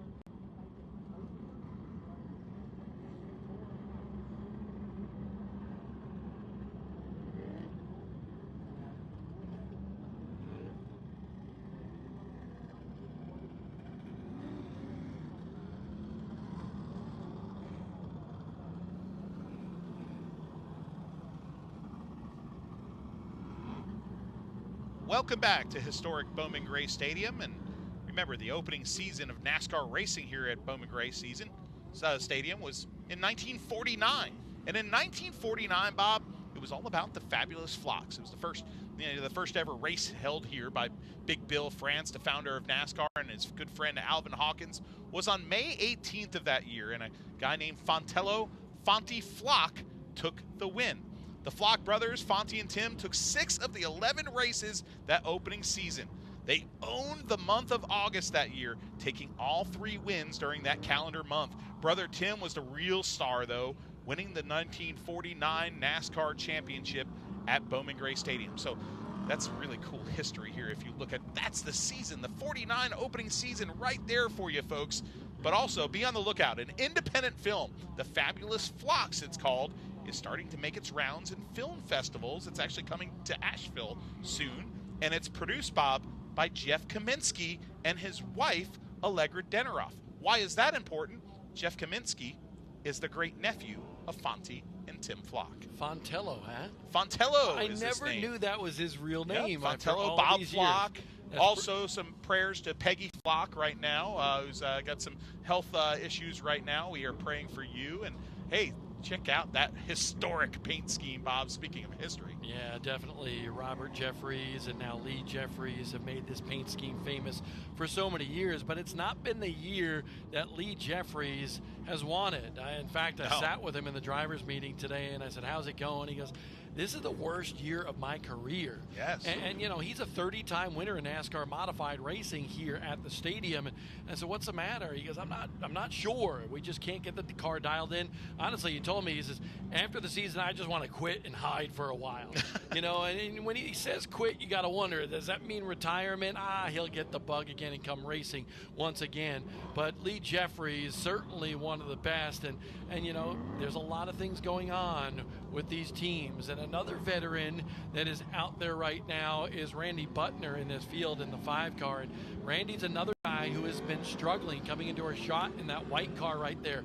And how about this? Nathan Lineback set up that race car this week for Randy Butner. Butner, old school guy, right? Traditional setup, using a platform setup this week here for the first time. So, wow. You know, listen, he said it's been an awful year for him as well. Trying things out, trying to get himself better. Well, the modifieds coming to lap 44, coming to the green. This will be a false start. Holloman gets the fire first on these restarts, Bob. The leader, who is Chris Fleming in this case, must be the first to fire in the restart zone. So we'll re-rack them and restack them. Must fire first, but the guy on the outside can beat the other one to the line. Yes, 100%. Absolutely. So just 100%. remember that. So Chris Fleming knows the nuances of a restart. Look what he does right there. That's veteran. A master craftsman right there on a restart. And Holloman's like, guess what? I'm going to push you up the racetrack side by side for the lead. What a save by Jason Myers. As we look at the battle for the lead, Myers almost wrecked. Now the battle royale is on. Contact between Holloman and Chris Fleming. Fleming back to the front. Holloman and him pushing and shoving. Battle is on for third between 2 guys that have waged war here this year. It is Burt Myers and Mike Speeney. Speeney on the outside, Myers on the inside. Speeney's going to have to close the hole on Jonathan Brown with a very good race car in that 22 today. Things get a little interesting on that lap 44 restart. Now we settle down. We catch trouble our on the backstretch. It looks the like 2 Brandon, drivers we talked about. Or is that Brandon Butner? I believe it's Brandon Butner in the 35 and Lee Jeffries, who you can see that nose on that Lee Jeffries machine is awfully low, so something awry on the front end. You see Brandon Butner's car hard into the wall. That is a big impact, it looks like, for Brandon Butner, the driver of that number 35 machine. And my gosh, the tough season continues for the driver of the number 75, Lee Jeffries. And now Butner will pull away. Jimmy Brown and the crew out there, Squeak, checking in on Brandon Butner. He gives the thumbs up there. But a tough go for Butner as well as Lee Jeffries in the 75 machine. We're going to have a replay here, the Hudson Auto Works replay, to tell you what's going on. And you see on the right side of your screen the white and blue number 75 just off the right of your screen, and there's the contact between Neal and the 18 of Yates, and it stacked them up, put Jeffries in the wall, and then boom comes Brandon Butner. Yeah, and Jeffries, another innocent bystander there until he was the victim, and it looked like Harrow was trying to avoid what was going on in front of him between Yates as well as the 07 of Neal, and Harrow checked up, went a little bit high, and got into Lee Jeffries and Brandon Butner with nowhere to go as well. bad break for those drivers. And, man, you just got to feel for Lee Jeffries. You know, a lot of times you ask me who my favorite driver is here. And listen, it's very hard to pick. But Lee Jeffries, who's pulling off the racetrack right now in turn number 3, certainly one of the guys that I love to talk to. And here's the restart, by the way. And if we can take that back a little bit, I think you need to look at the gamesmanship, and hopefully we can show it to you one more time, because I think, you know, Holloman got called for jumping the restart the time before. And then this time, I think he got a little bit annoyed because the 16 played some games and laid back and then zoomed forward and went, and Holloman didn't even have the opportunity to stand on the gas. And that is the discretion of the leader, the 16 of Chris Fleming, to do that. He was manipulating the restart, and a little bump right there from Holloman to the showstopper. I think those two kind of playing some games right now. If we can see that restart one more time. Yeah, that was definitely some gamesmanship, Bob. And, you know, the 16 and the 69, I mean, John Holloman's no kid anymore. You know, he may be the kid that grew up just down the road in Sprague Street, but this guy is a veteran here. Let's check this out, Bob. Watch this. Fleming back, right? Zooms forward. Holloman goes again. That gamesmanship going on. And then watch Fleming just stand on the gas and go right when he gets near that restart zone. Very interesting right there. And then Holloman bashes him going into turn number 1. So this is going to be interesting, this next restart, to see what each other does. You know, you saw the 4-car losing it there in the back there, but the real thing was what Bob was talking about there. That restart was really incredible there, the gamesmanship between them. So great job by our replay producers right there to show us that a second time so we could really break that down and understand it. You know, there's the driver of the number 1 car. You see the orange bumper on your screen, an Elgin trailer right now up in that beautiful perch in turn number 1 and turn number 2. The number 1, the driver right there, Burt Myers, has had him one heck of a season, Bob. He does. You look at his 4 wins, points lead right now over Tim Brown. Things are going really well, and that honestly put him in the pavement short track power rankings at the 6th spot for the month of July going into August. And he is one of those dominant guys here for so long, but when he gets on a roll, things are all good for Burt Myers and that family. And Burt Myers, Jason Myers, Slate Myers, they've all won races this year, so the Myers family doing quite well at the Madhouse in 2026. Well, Burt Myers has just had one heck of a season. You know, you talked about it a little there, Bob, but we talk about also consistency. And the consistency of Burt Myers through 17 races, every finish by him in the top 10. No other modified driver has finished all the races in the top 10. And, Bob, that's the big difference. The top 10ers, we call them. We've been looking at it for the past few weeks. These are the 4 that remain at historic Bowman Gray Stadium in their respective division that have finished all of the races they've been in the top 10, Bob. And I think Connor Keaton in that street stock class, you know, he is one of those guys that's going to grab a victory here at some point. He's got to just draw good. he does, indeed. Brad Lewis has been so good, though, but it's going to be fun to watch them battle for the championship. Well, there is Burt Myers, one of the top 10ers. Sounds like kind of musical, doesn't it, tenors? Hey, Burt Myers makes some music. Sometimes he makes it loud with his orange front bumper. This year, showing consistency that is part of the brand of a champion here at Bowman Gray. Now to his outside once again, one of his arch rivals here at Bowman Gray Stadium, the Bulldog Mike Speedy. Gamesmanship, let's see if it happens once again. Coming to the restart this time, side by side. Fleming able to get the top spot. Holloman with a little bump on the back of the 16, then nerfs him a little bit as well. Fleming able to keep control of that lead. Speedy on the outside of Myers. Look at this battle. Speedy looking the best we've seen him in a while at the Madhouse. That QRC car is hanging on the top. John Holloman on the bottom, sideways hanging on. But right now, the battle everybody is watching is the battle for second and third. Myers versus Speedy at the Madhouse. Burt Myers trying to stay very easy with the throttle coming off the corner, not to spin those tires. Speedy, the Bulldog on the outside, he's going to lose that spot, and he's got to watch out for Jonathan Brown. Speeney able to get back to the inside, give Burt Myers a little tap. Battle for the lead starting to rage as well. This has been a very exciting Red Oak Brewery 100 for the modifieds. We're on lap 58, past halfway in this one. The battle has waged on for the lead. Battles throughout the field, but that's what everybody's looking at. John Holloman, the fourth, making bumper contact repeatedly with the number 16, trying to look for daylight coming off the corner each time under the 16, Bob. Strung out now in the top 5. First time we've seen some calm go on in that top 5 for a while. Now these drivers figuring out we still got a long way to go in this one, Matt. 41 laps to go. And to update you, 11th place for Junior Snow. 11th place for Junior Snow. He's one of the 2 competitors going for the Fans Challenge. 16th place, 17th place for Slate Myers as well. The number 6 is looking like he has problems on his machine. Yeah, Slate Myers slowed drastically. Everybody has passed him, and now he's slowing on the backstretch. He gets going again. The yellow flag does come out, but he's going to head to the pits. Burt Myers' son, Slate Myers, to the pits here. 3 wins to his credit this year. The 4th place man in points is now back behind the field house. We'll see if we could get our roof camera maybe, or somebody to show the pit area, the dark pit area behind there.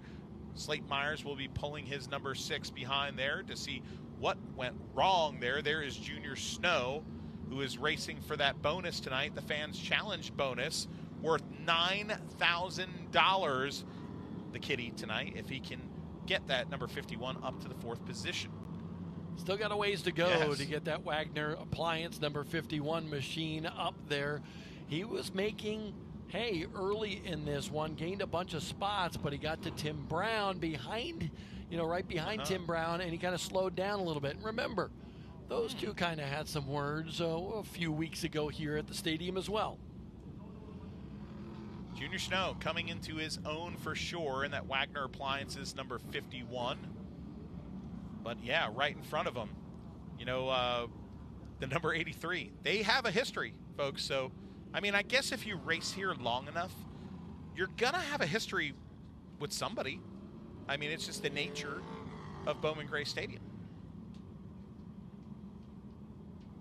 Now at the front of the field, 64 laps on the board. Chris Fleming, your leader. John Holloman, the 4th. Followed by Burt Myers, Mike Speeney, Jonathan Brown, John Boy now up to the 5th position, the number 22. Jeremy Gerstner in 6th, 7th for Ethan Truel, 8th for the number 99 of Jordan Fleming, 9th for Jason Myers, 10th and 11th are Tim Brown and the number 83. Tim Brown and the number 51, of Junior Snow.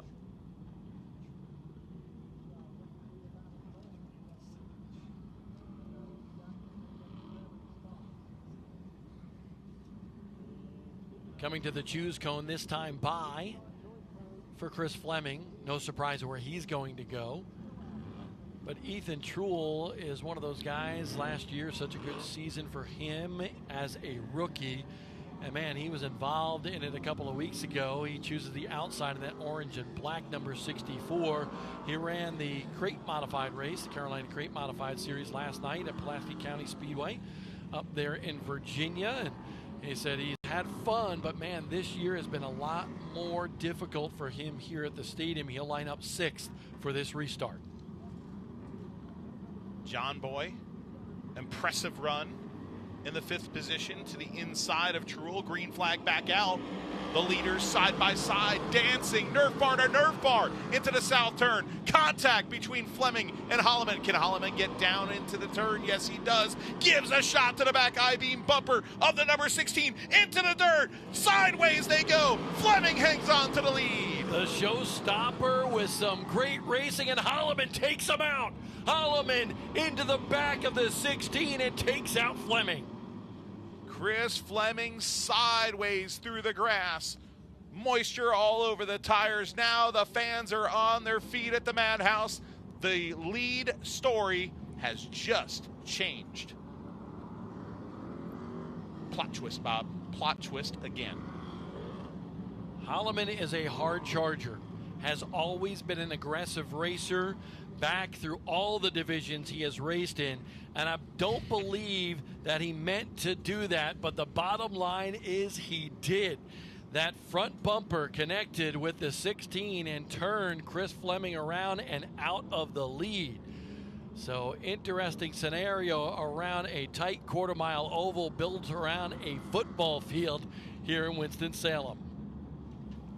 We got to take a look at this one because it was interesting. Here's Holloman and the 16 going at it. They're going to go down into turn number 1. And, you know, it was interesting off of 4 as well. But down in turn number 1 and 2, Fleming slid high. But listen, that 69 got into him and nerfed him. Sure did. That was some significant contact between two very aggressive and talented modified drivers. But, whew.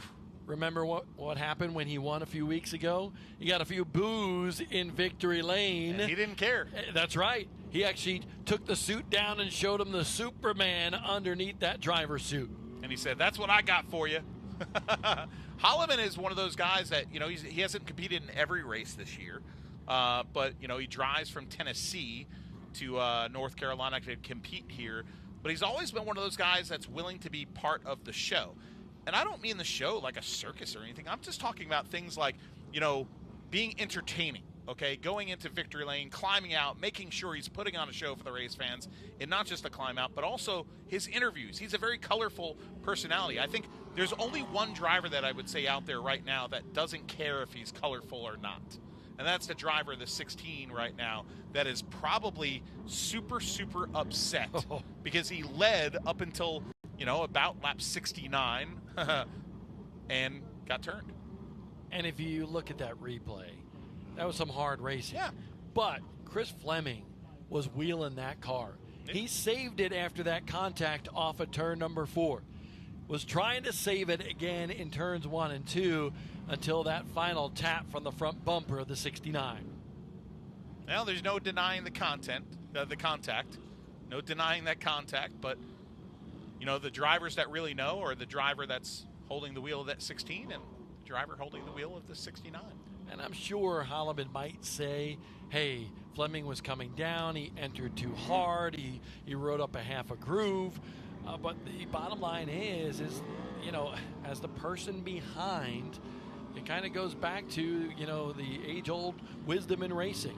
The person behind has control of that front bumper, and that contact happened not necessarily because Fleming came down the racetrack, but because John Holloman was charging hard. Now let's set up this restart, Bob. 74 laps will come to at the line. Holloman has the inside, Mike Spini to the outside. Also choosing the outside was Jordan Fleming. They fire first, but this will be a false start. We'll re-rack them, restack them again. Spini on the outside. And there's some marks on the wall up in turn number 4 that is supposed to represent the restart zone. Holloman certainly fired about 8 car lengths prior to that. Yes, he definitely sped up to the zone. Here we go. Green flag is out. Holloman this time dips down low, gets a good bite off the corner. Oh, now no. a wreck. Burt Myers gets turned. Myers gets tattooed by Truel. Around goes Myers, your points leader. A crunched up orange front bumper. The plot twists at Bowman Gray continue. The championship picture changed drastically in one incident during the Red Oak 100. Burt Myers, in a wreck, actually made some contact with Tim Brown during that melee, but guess who comes out unscathed? Tim Brown, the 12-time champion. Well, it's going to restart 5th, I believe. At least that's where he is lined up right now. So Tim Brown, the seas part for him, and he's able to move up a bunch of spots and not much damage on that 83 machine. Wow. Just when you think it looked like Burt Myers starts to gap Tim Brown, starts to gap him, he's catching him and wins. He's going for that 12th title, which would tie him. Something like this happens. So much of racing is about, well, whether you believe in luck or not, luck. Well, let's see what happens on the Hudson Auto Works replay. because that was a wild one coming to the green. John Holloman, the fourth, on the bottom. But if you look at Burt Myers' car there, you see what happened. And it looks like Jordan Fleming just got a little bit loose and came down into him, and the rest is history. There's that contact with Burt Myers. To the rear and tire of Tim Brown. Yeah, Ooh. so that's something to keep an eye on. But Tim Brown is able to surpass Burt Myers and then move up a couple of spots, and just a bad break for sure. Black flag is being shown. A black flag has been shown for your leader, John Holloman the fourth. John Holloman the fourth was just sent to the rear of the field. We will find out why momentarily. John Holloman the fourth has been sent to the rear. So Holloman, the drama continues here during this one, just like it did during the NASCAR Sportsman race. We're going to get a clarification on exactly why John Holloman received that black flag and is going to the rear of the field. Was it because of something that happened during that restart? It certainly wasn't because of the contact that put Burt Myers around and to the back of the field, because he had nothing to do with that, but quite possibly because of a restart. We have some clarification. MD back in the booth. We just got clarification from Bowman Gray Stadium officials. John Holloman IV had been warned on previous restart attempts to not jump the restart. So did he jump on that last one? They have ruled that he had. Okay. So John Holloman IV now tags the rear of the field.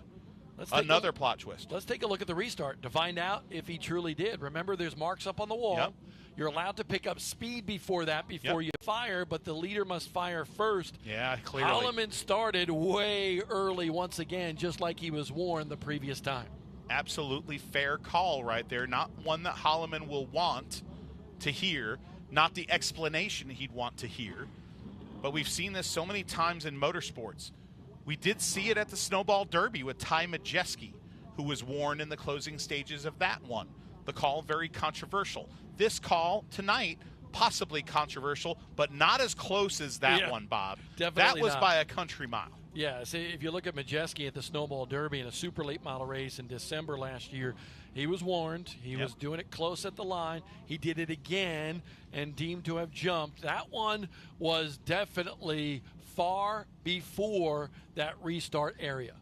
Forgive me when I went to the booth if you talked about this. You can just hit me in the knee. But look, folks, who looks like he might still have his position. Ooh. They're working out scoring right now to the left of us.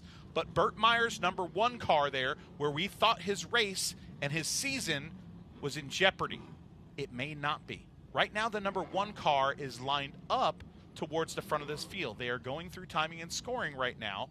What was the yellow flag called for? Was it called back for the jump of the restart, or was it called back because of the wreck? That is the question. I think you need to go next door and clarify that as well, because we need some clarification here, because obviously the yellow was out.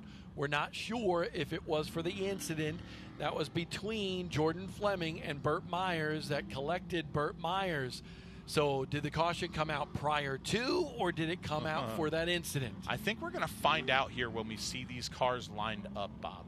And if the number one goes to the rear of the field, then the caution flag came out because of the wreck. If the number one regains his starting spot, that'll cause some drama for you Tim Brown fans.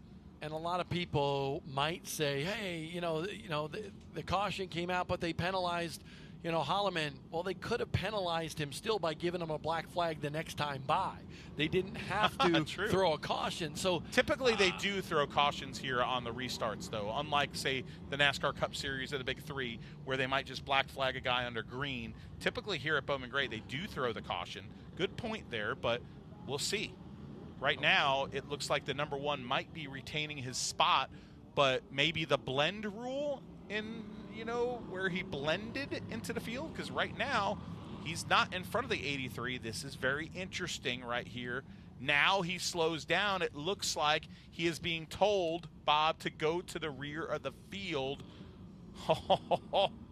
Or is he blending still? Because he lost a ton of spots. Did. So Right now, it looks like he will go to the rear of the field. Burt Myers involved in that incident. Unfortunate circumstance for the point leader with 3 races to go in the NASCAR modified season. Or 3 weeks to go, I should say, with Twin 50s next week. What's interesting, Bob, is the front of this field for most of this race has been the number 16. Yeah, the front of the field, 16, 69, the 1, right? Now, in a matter of 7 minutes, the 16's in the back, the 1's in the back, the 69's in the back, and we have a completely new story up front in the Red Oak Brewery 100. But I can't emphasize enough how this can change the whole championship battle. Burt Myers in a 100-lap race is way back there now. Tim Brown is going to line up 4th for this restart. Tim Brown trying to gain ground on Burt Myers. This is going to be a big swing in the championship standings. This is incredible right now, and it's exactly why Burt Myers does never want to talk about the championship during the season, because you never know what's going to happen here. If you look at those standings that we showed you, Tim Brown was 24 points back. Will Burt Myers be able to gain a bunch of spots? 16th for Burt Myers is where he will line up, at least before the choose, so you can actually gain some ground here, but he's scored 16th right now. Well, Burt Myers, the Myers family, they have a lot of culture here at Bowman Gray Stadium, and they've had a lot of success here. They also have a lemonade here. We got our slate blue lemonade that being given to us by Seth from S&P Lemonade to refresh us in the booth with a handful of laps to go. There we go. Bob was waiting for his flavor. I was. Seth, I love Bob's slate, picky. but I'm not a slate blue guy. He's not a slate blue guy, but Seth from S&P Lemonade coming here and refreshing our booth. Sometimes in these wild modified races, Bob, you need that sort of refreshment. Right now, the guy who's feeling the most refreshed is probably the driver of that number 10. They found out that their chassis actually was broken. The chassis was actually broken about 5 weeks ago, that number 10 car. And then after some poor finishes, he decided to hang it up for a race or two, Mike Speeney, and concentrate on his personal business. He owns a place shooting targets. That family has their own businesses, and then regroup. And they have regrouped, and tonight they are in the lead of the Red Oak Brewery 100 with just a handful of laps to go. And I will say, I like this camouflage car much better than the other car. This car looks pretty cool. The white number, the QRC HVAC and refrigeration on the side of it. This is a race car. The other one, still not totally for that paint scheme on that other race car. It's wild up close, but it's a little bit harder to see the detail on that car from afar. Well, those QRC HVAC and refrigeration guys like the wild paint schemes. They like to get wild, too, with the billboards on the highway. Yes, they do. And they're very much activated, not only with their driver, Mike Speeney, but activated as a big sponsor here of the stadium, too, sponsoring the street stock division and, a big part of this Bowman Gray Stadium family. And Speeney was, it's just not customary to see him not running well, but it is good to see that number 10 car back up front and in contention here with, now we're at lap 86. We are winding these laps down under yellow. I still think the car you need to keep an eye on will line up in the 3rd spot, the 22 of Jonathan Brown. Brown is determined. He's got the itch to go back racing more. He's got a good race car. He was really working on that race car in the pit area today. And I was teasing him. I said, you got a little bit more adjustment on this one than the Crown Vic, don't you? And he said, absolutely. And he had fun winning that Crown Vic race a couple of weeks ago. But he is meticulous, and he's worked on Ryan Newman's modified. He's worked on and helped several other competitors as well. But Jonathan Brown is a racer. This family is filled with racers. Bobo Brown. Absolutely. Yeah. I love the fact that Jonathan Brown is in this spot. I think he's going to line up on the inside of row number 2. That's just my guess. We're not to the choose cone just yet. But that's going to give him a good opportunity to maybe give a little shot to Speeney in front of him and possibly stick that nose underneath that 10 car and go for the lead. If you look at the great lineage of his family, Don Smith, of course, part of the family tree there is Uncle, right? Yeah, his uncle, Bobo Brown, his brother, winning many races here at Bowman Gray Stadium, and 31 wins across 4 divisions for Jonathan Brown. We always love to hear that these guys are real humans that go to work every day like us, and he works on chopping down trees, it's just very interesting to see where this guy works in a tool shop, this guy does this, and that's a very unique way to make a living. I'm a big fan of Crown Vic Racing. When he won that race, I said, I'm going to write a story for the repave.com. And I texted him a bunch of questions, and every day for the next 4 days, he texted me, Bob, I'm working until late at night. I can't get back to you. And he finally did on a Thursday, and we wrote that story, but that's how busy Jonathan Brown is. Jordan Fleming will line up to the outside of this restart, outside of the 10. The last time we restarted, he got very loose on throttle. Now the 10 car doesn't go. A big stack up behind them. Yellow flag is out. This is going to click yet another lap on the board. Remember, we have 10 laps to go at the line when we restart this time. Within 5 laps to go, we go to single file restarts. And we don't want to see that. It's been all about restarts here. Yes. And certainly picking up the pace or slowing it down. Speedy, he kind of came up on Jordan Fleming. Fleming down on the racetrack. Jonathan Brown is there. Contact ensues. Speedy goes to the grass. Jonathan Brown to the lead. Jonathan Brown to the lead. He was sliding with his tires wet in the grass and somehow comes out at the point 91 laps into this 100-lapper. Can he hang on with Jordan Fleming, a young, hungry race car driver trying to win his first modified race, charging to the rear bumper? And then here comes one of the all-time greats moving into the picture. In 3rd position, it's the Rocket, Tim Brown. Ethan Truel in that 4th spot. Jason Meyer is up to 5th. And look at Southern back there, and that Ace Hardware machine in 6th, just outside the top 5. But the battle is for the top spot. Jonathan Brown, that car, shoving the nose a little bit. Andrew Harrow back to the infield here on the front stretch, but Jonathan Brown struggling right now. All of a sudden with that 22, it does not want to turn in the center of the corner. And that time it wanted to turn a little bit too much. Maybe adjusting some brake bias inside that race car.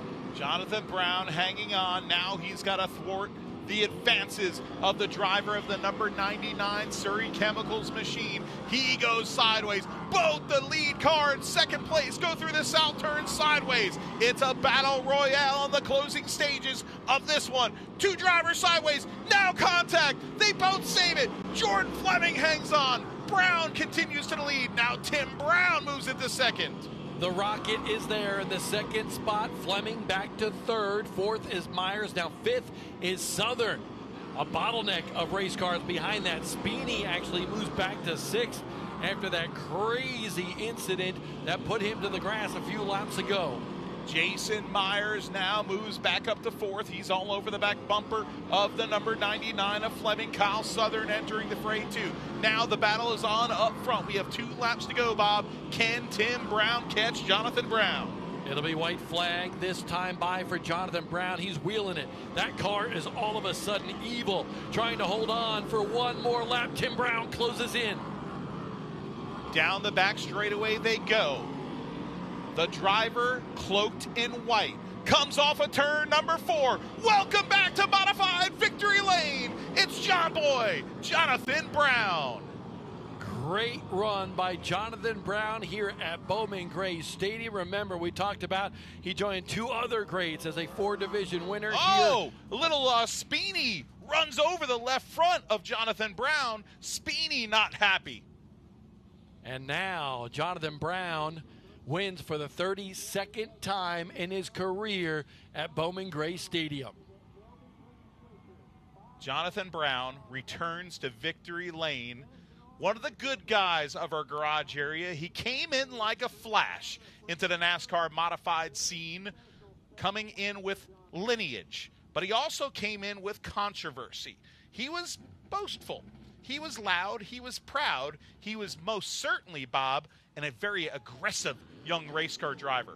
But maturity and faith has looked good on the driver of the number 22 car, and also maturity not just behind the wheel and in life, but maturity of learning modified race cars, building them, working on them, fine-tuning his craft on and off the racetrack. Let's check out how Jonathan Brown got the lead here in the Hudson Auto Works replay. This is incredible. Watch them as they go into turn number 1. Little contact between the 99, contact with the 22 and the 99, and then somebody gets into the back of the 10 and sends him to the grass. Well, Speeney is probably mad at the 22, Bob, because he did get hit by Brown. But Brown was forced down into the grass. That car got wet tires. It could not turn. Jonathan Brown going to celebrate here. How about him, by the way? Back-to-back wins in consecutive races here at Bowman Gray Stadium. He grants his first win in the NASCAR Modifieds since August 13th of 2022. Let's go downstairs, trackside, and hear what Jonathan Brown has to say. Enterprises, Generator Super Center, Chad Freeman, attorney at law, and our buddy Randy Wilson with AMSOL, Twin City Synthetics. Here he comes, race fans.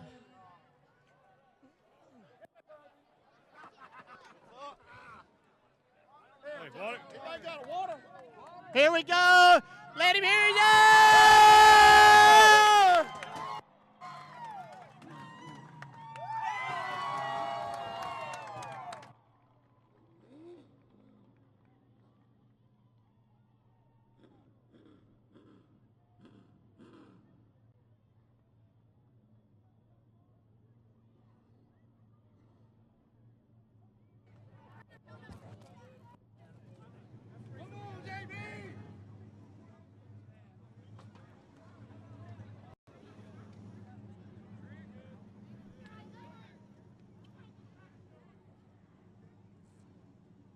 Well, here we are again. This means as much to me as it does you, brother.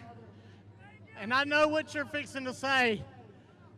Tell everybody who you're doing this for. I said it to the people listening earlier. I knew you was on a mission, and why was you was on this mission? I want you to listen to this. Y'all let him hear you. Man, I'm going to tell you what.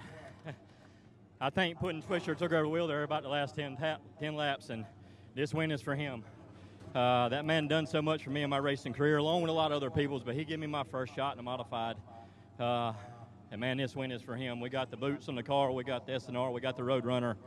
And, you know, I hate to win it like that, whatever went on there with the 10 and the 99, but I was in the grass with 4 wheels, man. I mean, I had nowhere to go, and, you know, with 10 to go, we kind of got to do what we got to do. But, man, we were literally, same old story. We had this thing all apart earlier.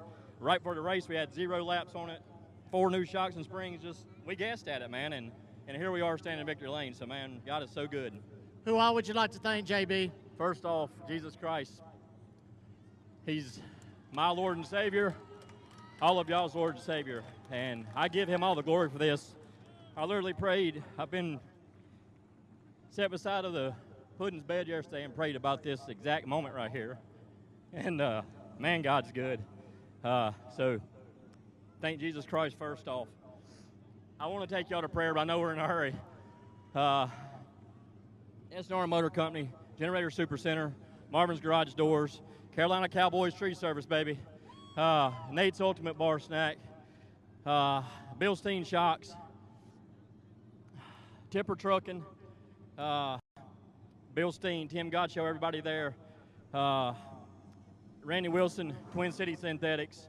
Man, I don't know who I'm forgetting. I feel terrible. But Wake Tree Service.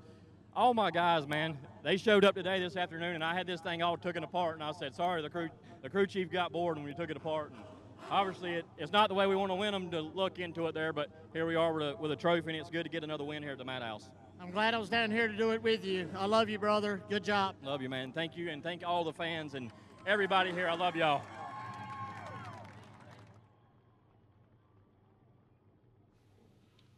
Jonathan Brown takes the big 100-lap trophy, his first win in 4 years. What a scene in victory lane. Folks, we'll take a quick break, and we're going to come back with the second sportsman race. You thought the first one was interesting? Now get ready for part 2.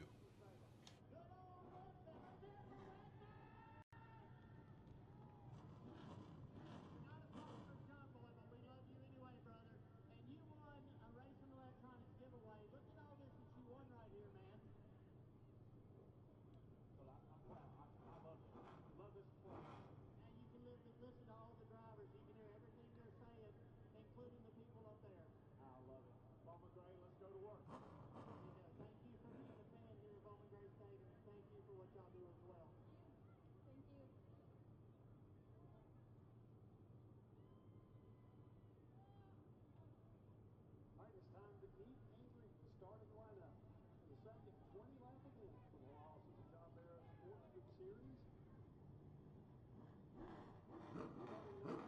Shotgun on the field for 42, Joe Weaver. Rolling up 18, start number 5 with Jonathan Simicek. Starting 17, start number 50 is Mitch Gibson.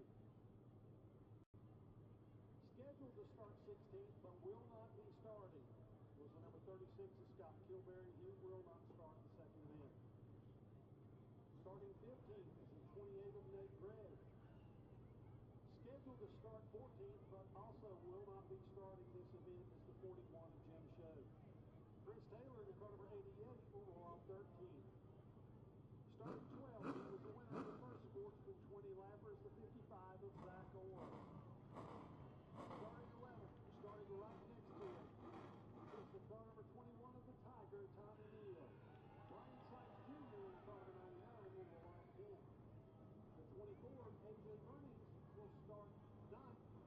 Going off 8th is the 03 of Sterling Clemens. Billy Gregg in the 98 starts 7th. Mitch Gales in the 38 will roll off 6th. Kenny Boss, car number 18, starts 5th.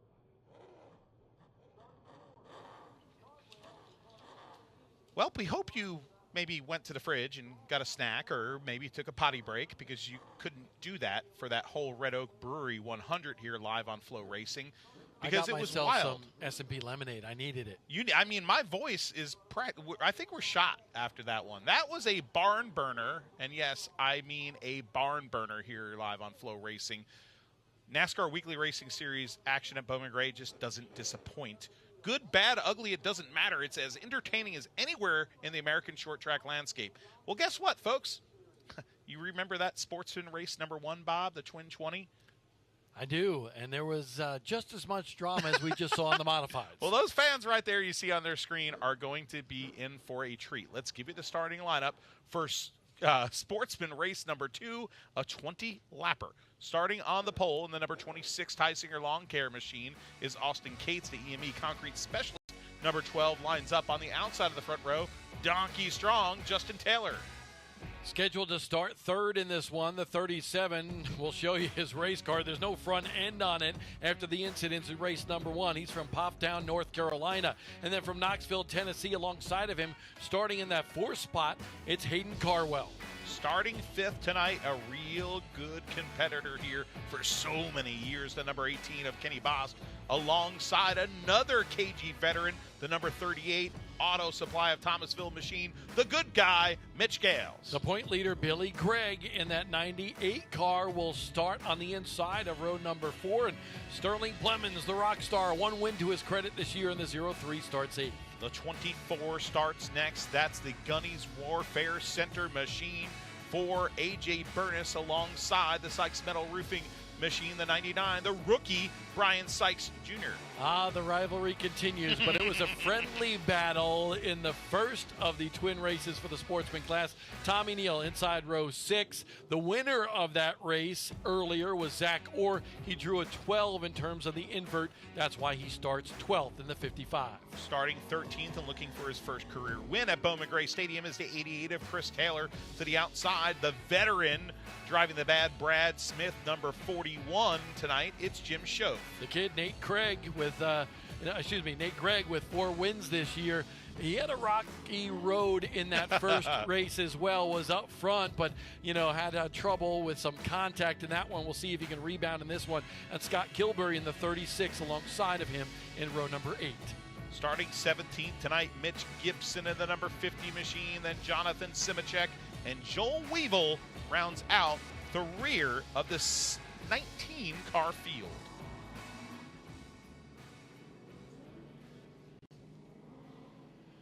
So we are told that Austin Cates will actually start at the rear of the field. He elects to. That's going to give Chris Massey in that 37 car, and it looks like almost half of a race car, because of the incidents in the first race, he lost his bumper, his hood, and his 2 front fenders on that race car. Just hope he didn't lose his dog or his girlfriend or anything like that, because he's lost a lot today. That thing's a mess, but you know what?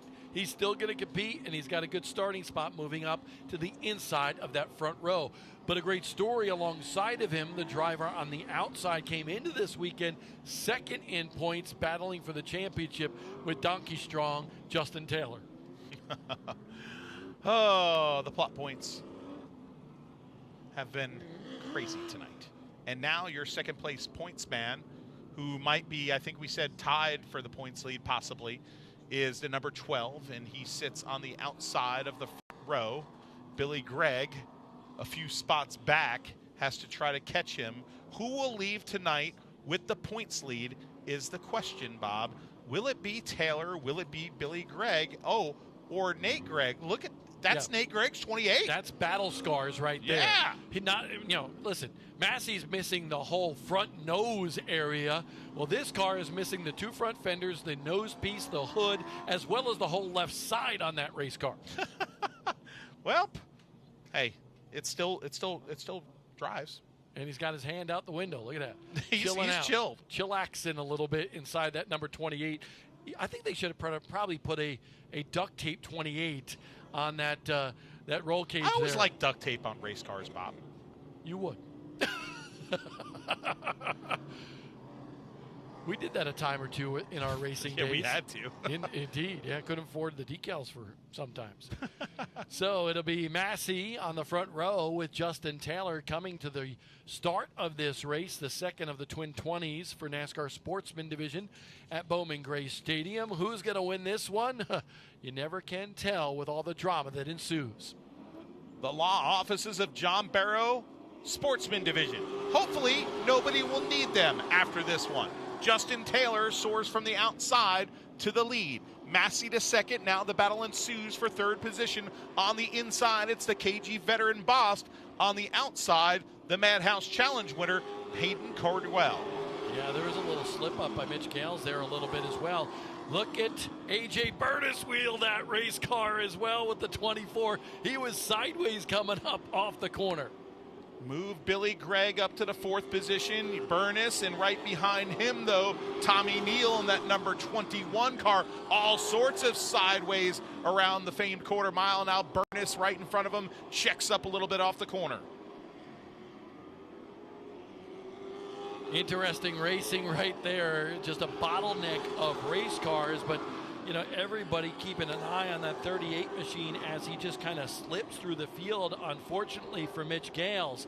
There's Tommy Neal in the 21 on the back bumper of A.J. Burness. He goes to the inside, going to get the spot easily. So Tommy Neal moving his way through the field a lot more handily than Zach Orr in the 55. Zach Orr a few spots back. Now Burness is going to be on the slide on the outside. Nate Gregg gets by him. Now the 55 tries to get by him. The leader up front, Justin Taylor. The battle is starting in front of that. Tommy Neal is all over Cardwell in the north turn. Gives him a shot coming out of the corner. Yeah, Cardwell, good looking 14 machine. Saw that in the pit area earlier today. Black flag going out right now, I believe, to the 50 of Mitch Gibson. That's a Boo Boo Dalton race car.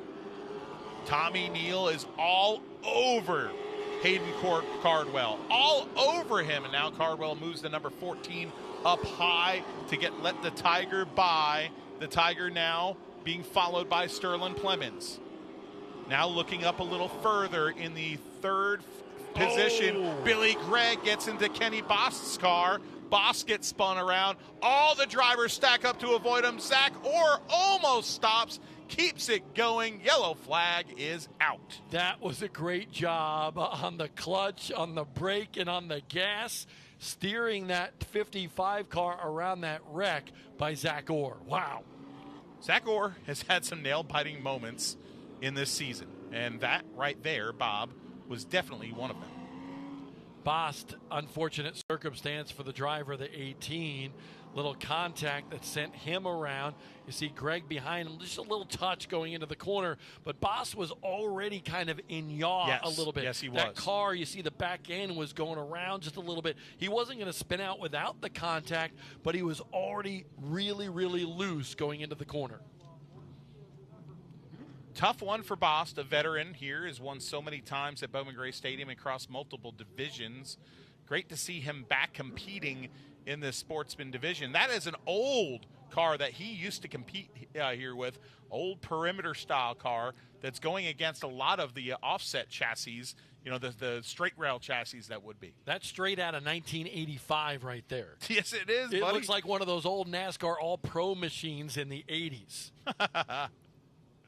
Oh, that is absolutely awesome. You know what that reminds me of? You remember Mike Miller in a red 18? Kind of looks like an old Mike Miller machine. ASA car. Yeah, that's right, Bob. Kenny Boss, no hood on the car right now. Oh, that's nothing compared to so many other cars in the Massey's field. car just doesn't have much sheet metal at all. There's the Boo Boo Dalton number 50 machine, driven tonight by Mitch Gibson. And Mitch Gibson just trying to get some laps here. Boo Boo Dalton going to be working with that family next year and being able to, and that's what his job is right now, to train racers. So Boo Boo Dalton, who has been so good behind the wheel for so many years and so many different styles of race cars. Heck, he last ran modifieds here at the stadium a few years back, but right now he is training and really, grooming drivers to move up the ranks in short track racing eventually to higher series. Hayden Cardwell, the driver of the black number 14 machine, who having a good run tonight. Cardwell sitting in the 4th, 5th, 6th, 7th position tonight in the black and red number 14 car is Cardwell. A driver from Tennessee, Knoxville, Tennessee, who's raced dirt late models. Won a lot of big races, 602 late models, Sunshine Nationals champion. And he's in this car for a specific reason. A contest by Bad Brad Smith, who owns this race car that typically Jim Schoaf runs. But it's part of something called the Madhouse Challenge. And he won the contest and got to drive for the first time at Bowman Gray Stadium. Pretty cool deal, isn't it, Bob? Indeed. Velocita does a lot. Good podcast, by the way, with Brad Smith as well. The folks at Velocita do so much for so many different people around this area, and certainly giving Dirt Track Racer a great opportunity tonight. We'll reset the field a little bit before we go green. Justin Taylor leading this one. Massey is second, but point leader Billy Gregg in third. Green flag back out. 9 laps on the board in this 20-lap feature event. The number 12 loves that the number 37 is the jam car between his points nemesis right now. Billy Gregg's not going to be patient for long. Gregg in the 3rd position's knocking on the door of the 37. Halfway through this one, and I just want to note, we were just talking about Cardwell. He lost about 4 spots, slipped up the racetrack. Here comes Gregg to the inside of Massey, down in 3 and 4. Gregg to second. The battle is on between the championship contenders, 1st and 2nd. Tommy Neal to the inside of Massey now. Massey getting freight trained on the inside. Plemons is there as well, the Tiger. Oh, contact between Plemons and Massey, and both of those drivers go around. Well, Sportsman race number 2 has the same drama as race number 1. Plot twist and physical racing and crashes and controversies. A lot going on here at Bowman Gray Stadium. Tommy Neal. Oh, look at that. There you go. That's the story of the Sportsman night right there. Sheet Metal Incorporated. Yeah, that's from A.J. Burness. Oh, that's a Burness piece? That's a Burness. So you got to save that. He's got enough duct tape to put that thing back on the race car. Maybe. Or is that Kenny Bost? Is that a right front fender? I think it's a Kenny Bost no, it's a left fender. front. It's a Kenny Bost left front fender. Okay. I think there's a few red fenders missing out there right now. No, the left front fender is on Burness's car. Bost just lost his. His car, I think, didn't have it on it. Look at the Bost car is missing the left front, and it wasn't after that last incident. Well, let's see. Maybe the replay will prove one of us right, or maybe Hudson behind us or Justin Mincy's right. There is the 03, the Rockstar, getting into the 37 who came down on him. And watch Nate Gregg get into the Rockstar. And it looked like Plemons would have had it saved. A close call again for the 55 of Zach Orr to get by that one. Here's another look at it. Sterling Plemons just making that contact as Massey came down the racetrack. Just Massey trying to protect his position, and certainly Sterling Plemons trying to get another spot. When you talk about these missing body panels, there's Bost. The left front fender. I'm predicting convinced. it's that. Okay, were we going to bet something on it? I don't know. Let's bet some sheets on the way home. I will tell you, it was a left front fender. Yeah, because so- you look at the dexterity of that fender. So it's either definitely here or left the front. 26 because Burness has his left front fender. Your first choice. I've only had one choice here. I haven't switched I'm teams going to my like you backup. switched from the Yankees to the Red Sox, Bob. Well, I went to the better side of the force. Well, you were dropped in your head by our mom as a kid. Obviously, you can't start out a Yankee fan and turn a Red Sox fan. But right now, you're loving it because your Red Sox are killing it, and we're going down fast, and you're climbing fast. You're in trying George to we trust. backtrack out of this one. No, I'm just being truthful. We suck right now as New York Yankees, but no, in George we trust. But the Red Sox are on the climb. But folks, come September, hopefully they'll pull like maybe a New York Mets. When September comes. Yeah. you know what happens to the New York Mets in Green September? Day, by the way. Yeah, exactly. That's a good. I'm the musical dork coming out with things, and thanks, Bob, for taking the fall for me. And here's Burness's car. Fortunately, that's the hood is up on the right side of that And race look, car. But there's a left front fender on it. There is, so absolutely. it's not Listen, the Burness. the dexterity, and I've used that twice today, I of like that race dexterity. car, when I saw it, I couldn't see the left front fender. That's why I'm saying it's coming from the 26. A.J. Burness, sticking to Oswego, New York, and one heck of a guy. He's got an open trailer. His buddy Ryan spots for him. We need to raise money to get him a new body. Yes, his girlfriend, works on the car as well. Some really grassroots supporters on that team. But, hey, 12 laps on the board. The top two in points are 1 and 2, and right behind them is the Tiger. Tommy Neal all the way from 11th. But now the battle is on for the lead between 1 and 2 in points. It's Taylor. It's Greg. It's Sportsman Racing. Remember, the Tiger, Tommy Neal, going after another win, too. He's hungry, especially after losing that last race on the last lap. The first of the twin 20s. We got one going around on the front stretch. It is the 26 car, the Tysinger Lawn Care machine, parking in the lawn. Austin Cates, the number 26. Tough night for Austin Cates. At least he didn't lose another body piece. He on couldn't that lose incident. another fender. He has none left. Well, I didn't say fender. I said body piece. Oh, well, true. He could have lost a quarter panel, a roof, a door. Yeah, nobody's lost their roof yet. A flux capacitor.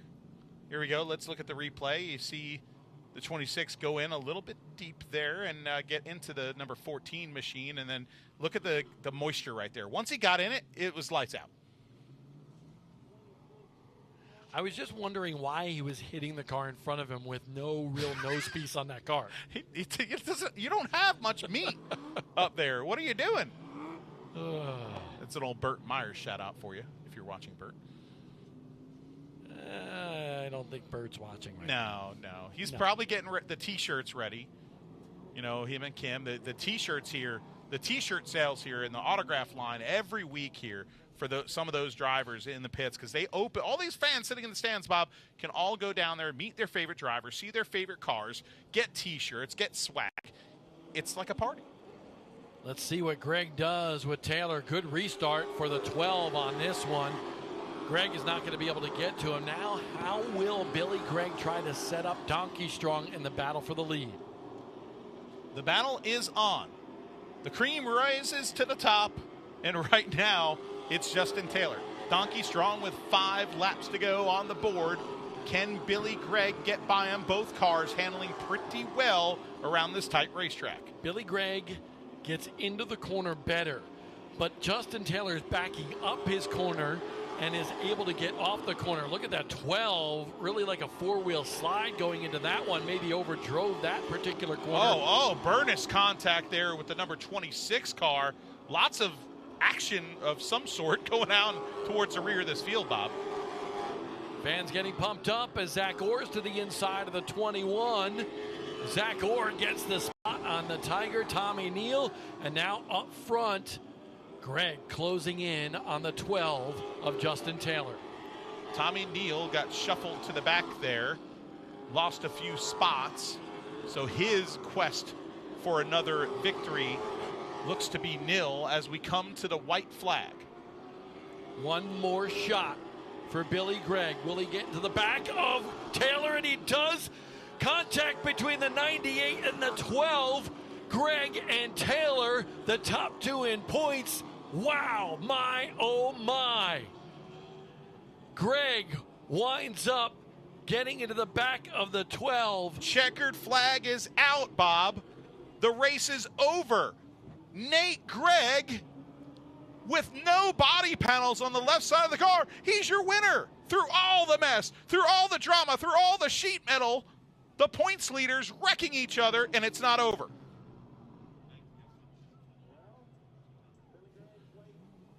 Big drama between the points leader,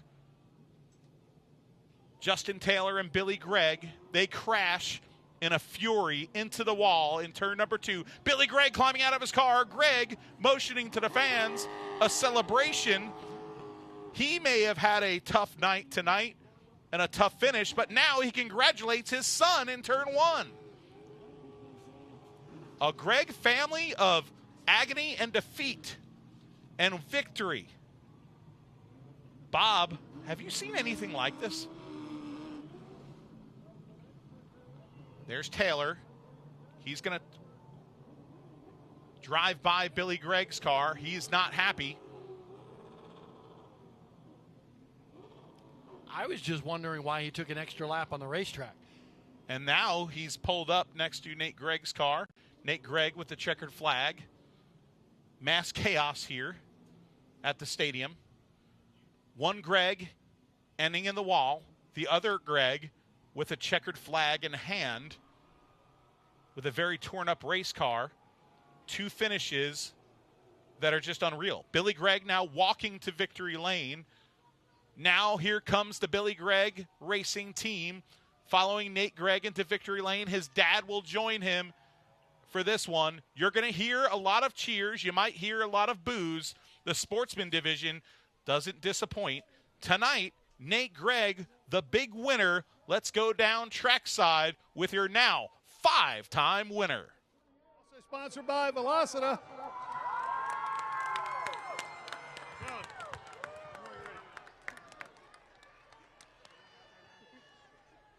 Nate. Let's head on over here to the Carolina Wood Floors Winner's Circle. Nate, right place at the right time.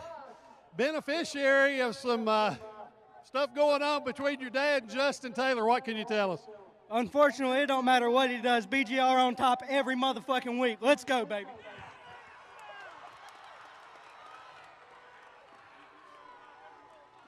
I know you couldn't do this without your sponsors. Yes, sir. I got to thank Bad Brad at Velocita. I got to thank Bowman Law. I got to thank Coger Plumbing. I got to thank BST Shocks. I got to thank Clattenburg. Man, the sponsors dwindling down a little bit, but as long as I got Coger, Velocita, and Bowman behind me, we'll always make it happen. Congratulations on win number 5 on the season for Nate Gregg.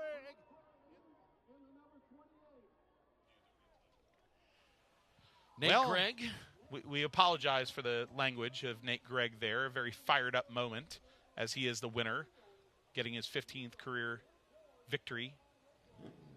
Take a look at this. Billy Gregg behind Justin Taylor. Taylor's a little sideways getting in the corner, and Gregg gets into him. Yeah. And then the rest is history. Now watch Taylor. Let's go with the break here. So the car rolls back and it pins the number 98. So he cannot win the race. Whether that was intentional or not to do that, he did prevent him from winning the race there. Yeah, you got to think that Taylor might have been saying, hey, listen, if I can get this car pointed in the right way, maybe I can continue and save my spot. It might not have been to trap Gregg up there in the corner, but needless to say, gosh, these 2 twin races for the sportsman class were wild. Look at that right there. That tells the story right there. The towed off car, the top 2 in points, wreck, and Nate Gregg wins his 5th of the season, ironically tying Justin Taylor for 94th place on the all-time wins list. But yeah, the Madhouse just madhoused once again.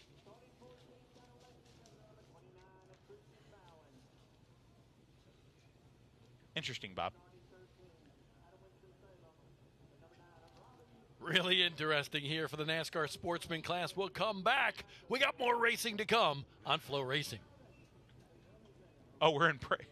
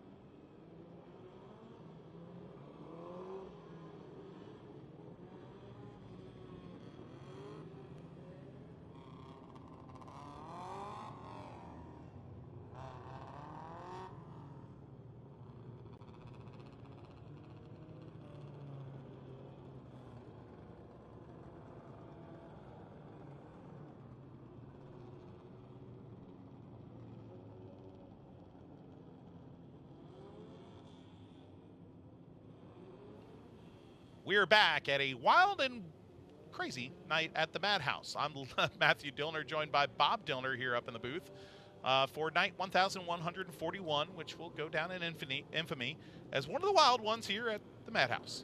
And now the stadium stocks, the B feature, will now hit the track for 15 laps for the Q104.1 Stadium Stock Division. Let's give you the starting lineup for this one. Starting on the pole, the number 52 car, that's Bobby Reed, to the outside in the 01. They're saying it's Chris Allison in the 01, the Moxville tire machine. Starting third in the number 4 machine. He's won 8 times here at Bowman Gray Stadium. Andrew Sanders and Tyler Rose in the number 12. One win for him came last year. Starting in the 5th position, we know this Allison is in this car. It's the number 71 for Dad James Allison. And the number 50 car for Josh Hagee starts 6th.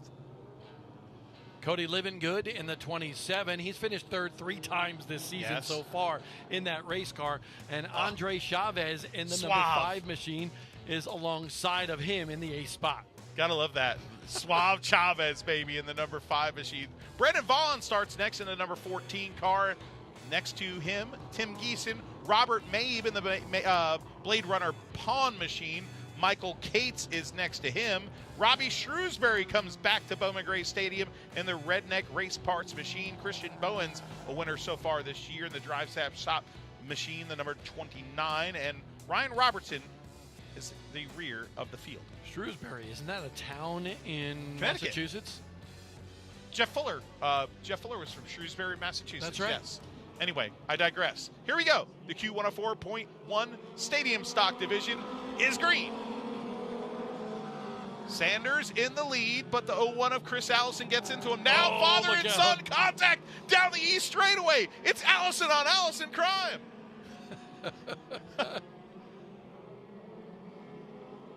Chris Allison hangs on to it. James Allison in the orange Mustang tries to hang on to that machine. Tyler Rose on the outside. Here comes Cody live and good, poking the nose of the 27 to the bottom of Allison's orange Mustang, but he pokes a little bit too hard and pokes it right into the wheel well. Spins Allison into the grass. Live and good with the contact to the number 27 car.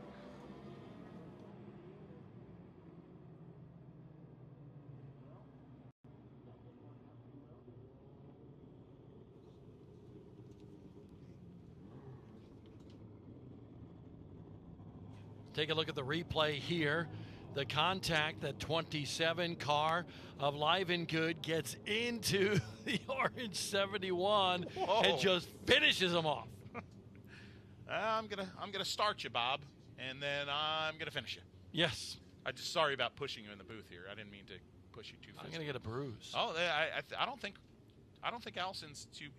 You don't mess with the Allisons. Well, Allison's got so many dents on that car. He's kind of like Tomater a little bit. Especially the roof dent. That's one of my favorite dents. Yeah. You know, Andy Seiss once had a roof dent from a modified tire falling in the trailer. Something odd happened to cause the big dent. It's a rumor. We won't go there. Okay. But it's interesting. I thought maybe he climbed out victorious at one point. Sure. Let's go with that. You know what I love about that car? I followed that car out here. Before at the stadium when I've left here before, and that car is towed by a short bus. Okay, a yellow short bus school bus, and they blacked out the S. Yellowed out the S, so it says the cool bus. It is a cool bus, indeed. Guess what? Sanders is in the lead, but not typically the Sanders that we've been talking about this year. It's Andrew Sanders, the other son of A.J. Sanders, in the number 4 car, returning to the stadium stock ranks. By the way, Shrewsbury, and I'm going to say that a lot, that's a good-looking stadium stock at the back of the field. That number 9 car. He's always a big Bill Elliott fan. Oh, my gosh. That thing looks just so fast. And the sticker of the number 9 in our favorite place, Pulliam's Hot Dogs, right behind the stand there. Shout out. There it is. Green flag is back out. Sanders in the lead. Chris Allison. Now here comes Tyler Rose looking to the bottom. No daylight there for him. Single file they go through the top 7. Sanders in total control of this one. We'll see what Allison can do here a little bit. You got to love that body on that 01. Still kind of reminds me of some car that should be on a dirt track here in the Carolinas. Here comes Tyler Rose. Rose to the bottom for the second position. Allison in that machine, the 01, typically driven by Joel Stewart. Allison, the Pintang, not here tonight, so he is driving that car. He's done it one or two times this season too. They've got a real big friendship between those two drivers.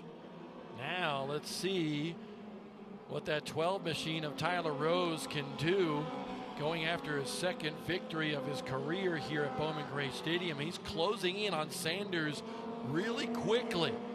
Will he get to the back bumper? Right now, Sanders able to keep control of that race car, a little bit sideways coming off the corner. Leaders are going at it right here. The big guy, Tyler Rose, a little shot to the back bumper down the east straightaway. Sanders doesn't want to give up the bottom. He shows him the top. Will he have the crossover? Halfway down in this one. He wants the bottom, but you know what? Sanders is not going to give him it. He's going to have to get that momentum on the outside and then maybe turn down halfway through the corner. But right now, Sanders running a perfect race to keep the 12 at bay. Exeldine on that car on the hood right now, playing a smart race, playing defensive driving here at Bowman Gray Stadium, coming to lap 10. This time by, we'll have 5 laps to go. Who's it going to be? It's a 2-horse race at the top. Live and Good now moves into the 3rd position by Chris Allison. The 12 says, which way do I go? Which way do I go? Do I go high? Do I go low? Where is he going to go to get this one? He did exactly what I was saying he might need to do, go really high and try to cut down. Here's another shot for him. Let's see what he does here. Goes in a little bit higher, not quite the cut down that he needs just yet, but a little bit better that time for Rose in the 12. He's trying to get that angle going into the turn, so he's got the drive off. But right now, the 4 car, big crash in the north turn. Suave Chavez and Chris Allison, the yellow flag is out, and the cheeky machine is smoky.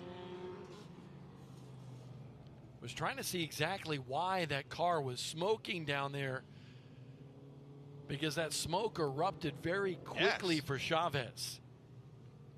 Allison around in the 01.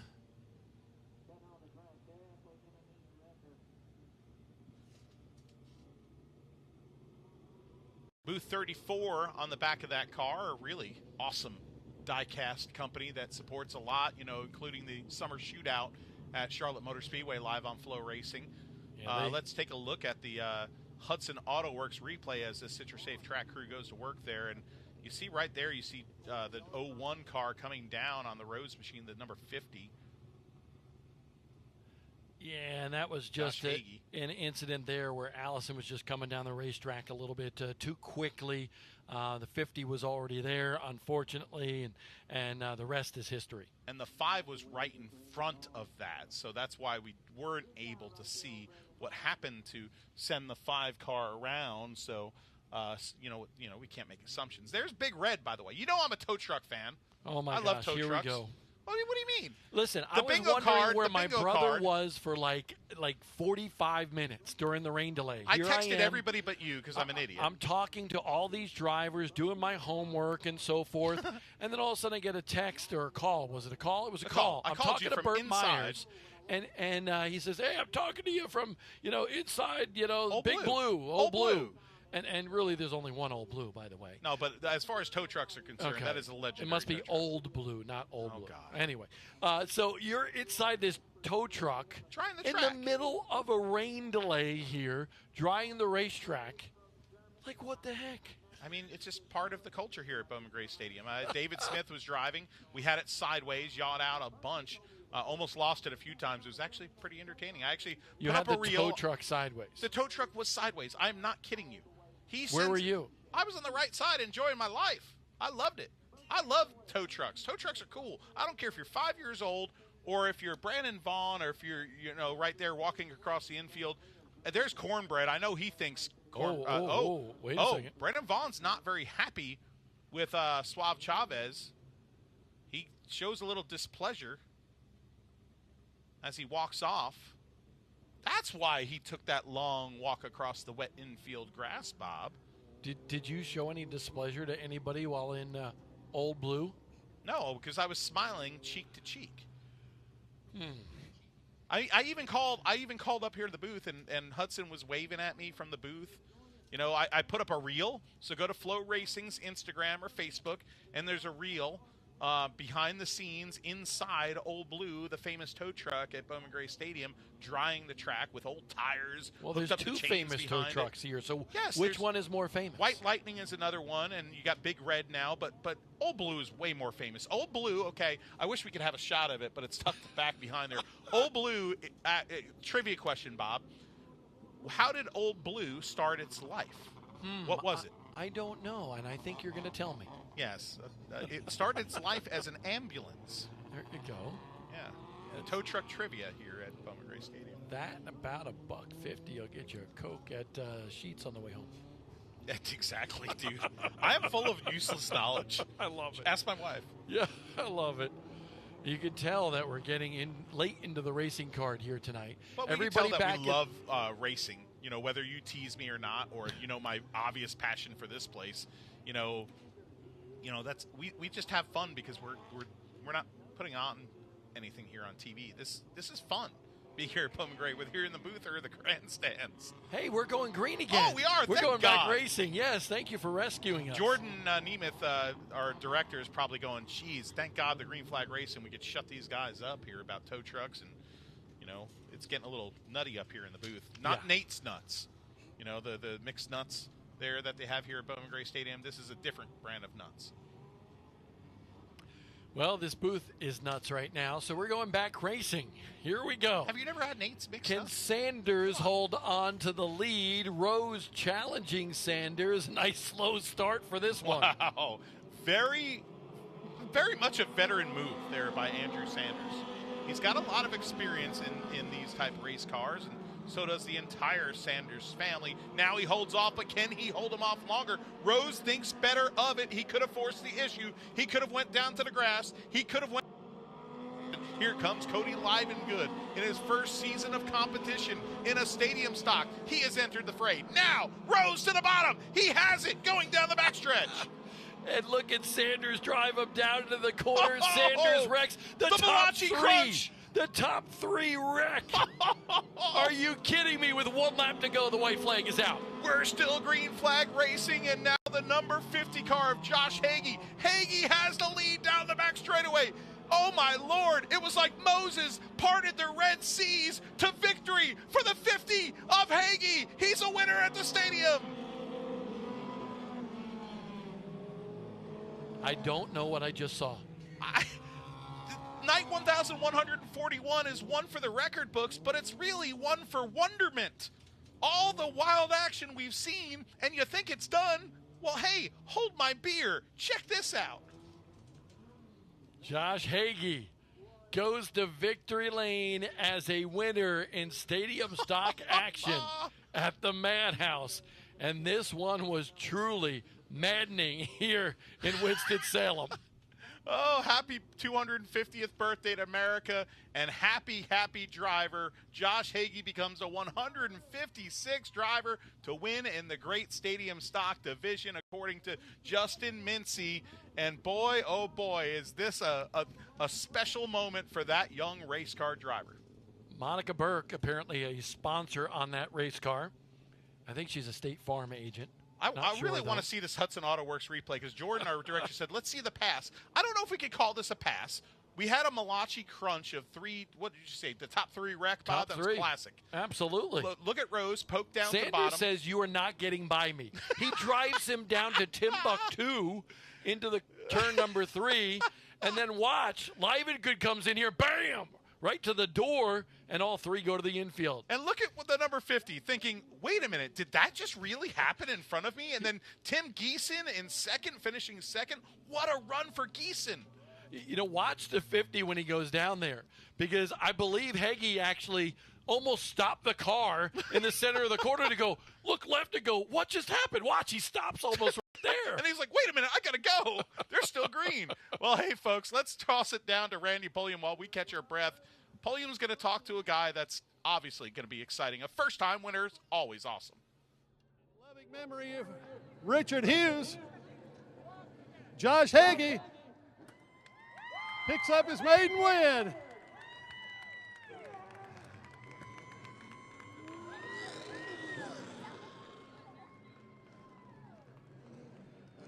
Josh.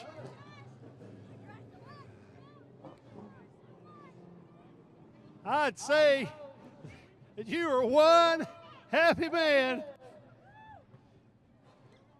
Josh, in that David Rose car. Josh, how about that last lap?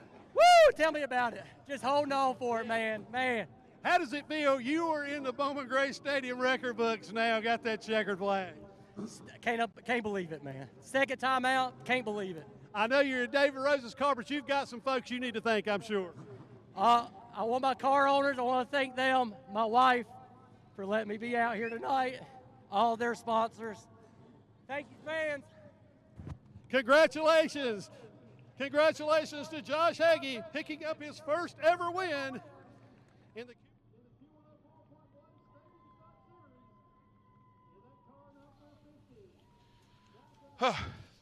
Catch your breath, Bob? You need to turn it to break because I'm just going to sit here and rest for a little while after that. We're going to take a rest, folks. Get some popcorn. Street stocks are next. Little the donuts. nightcap. The nightcap. We need some little donuts. Help us, God.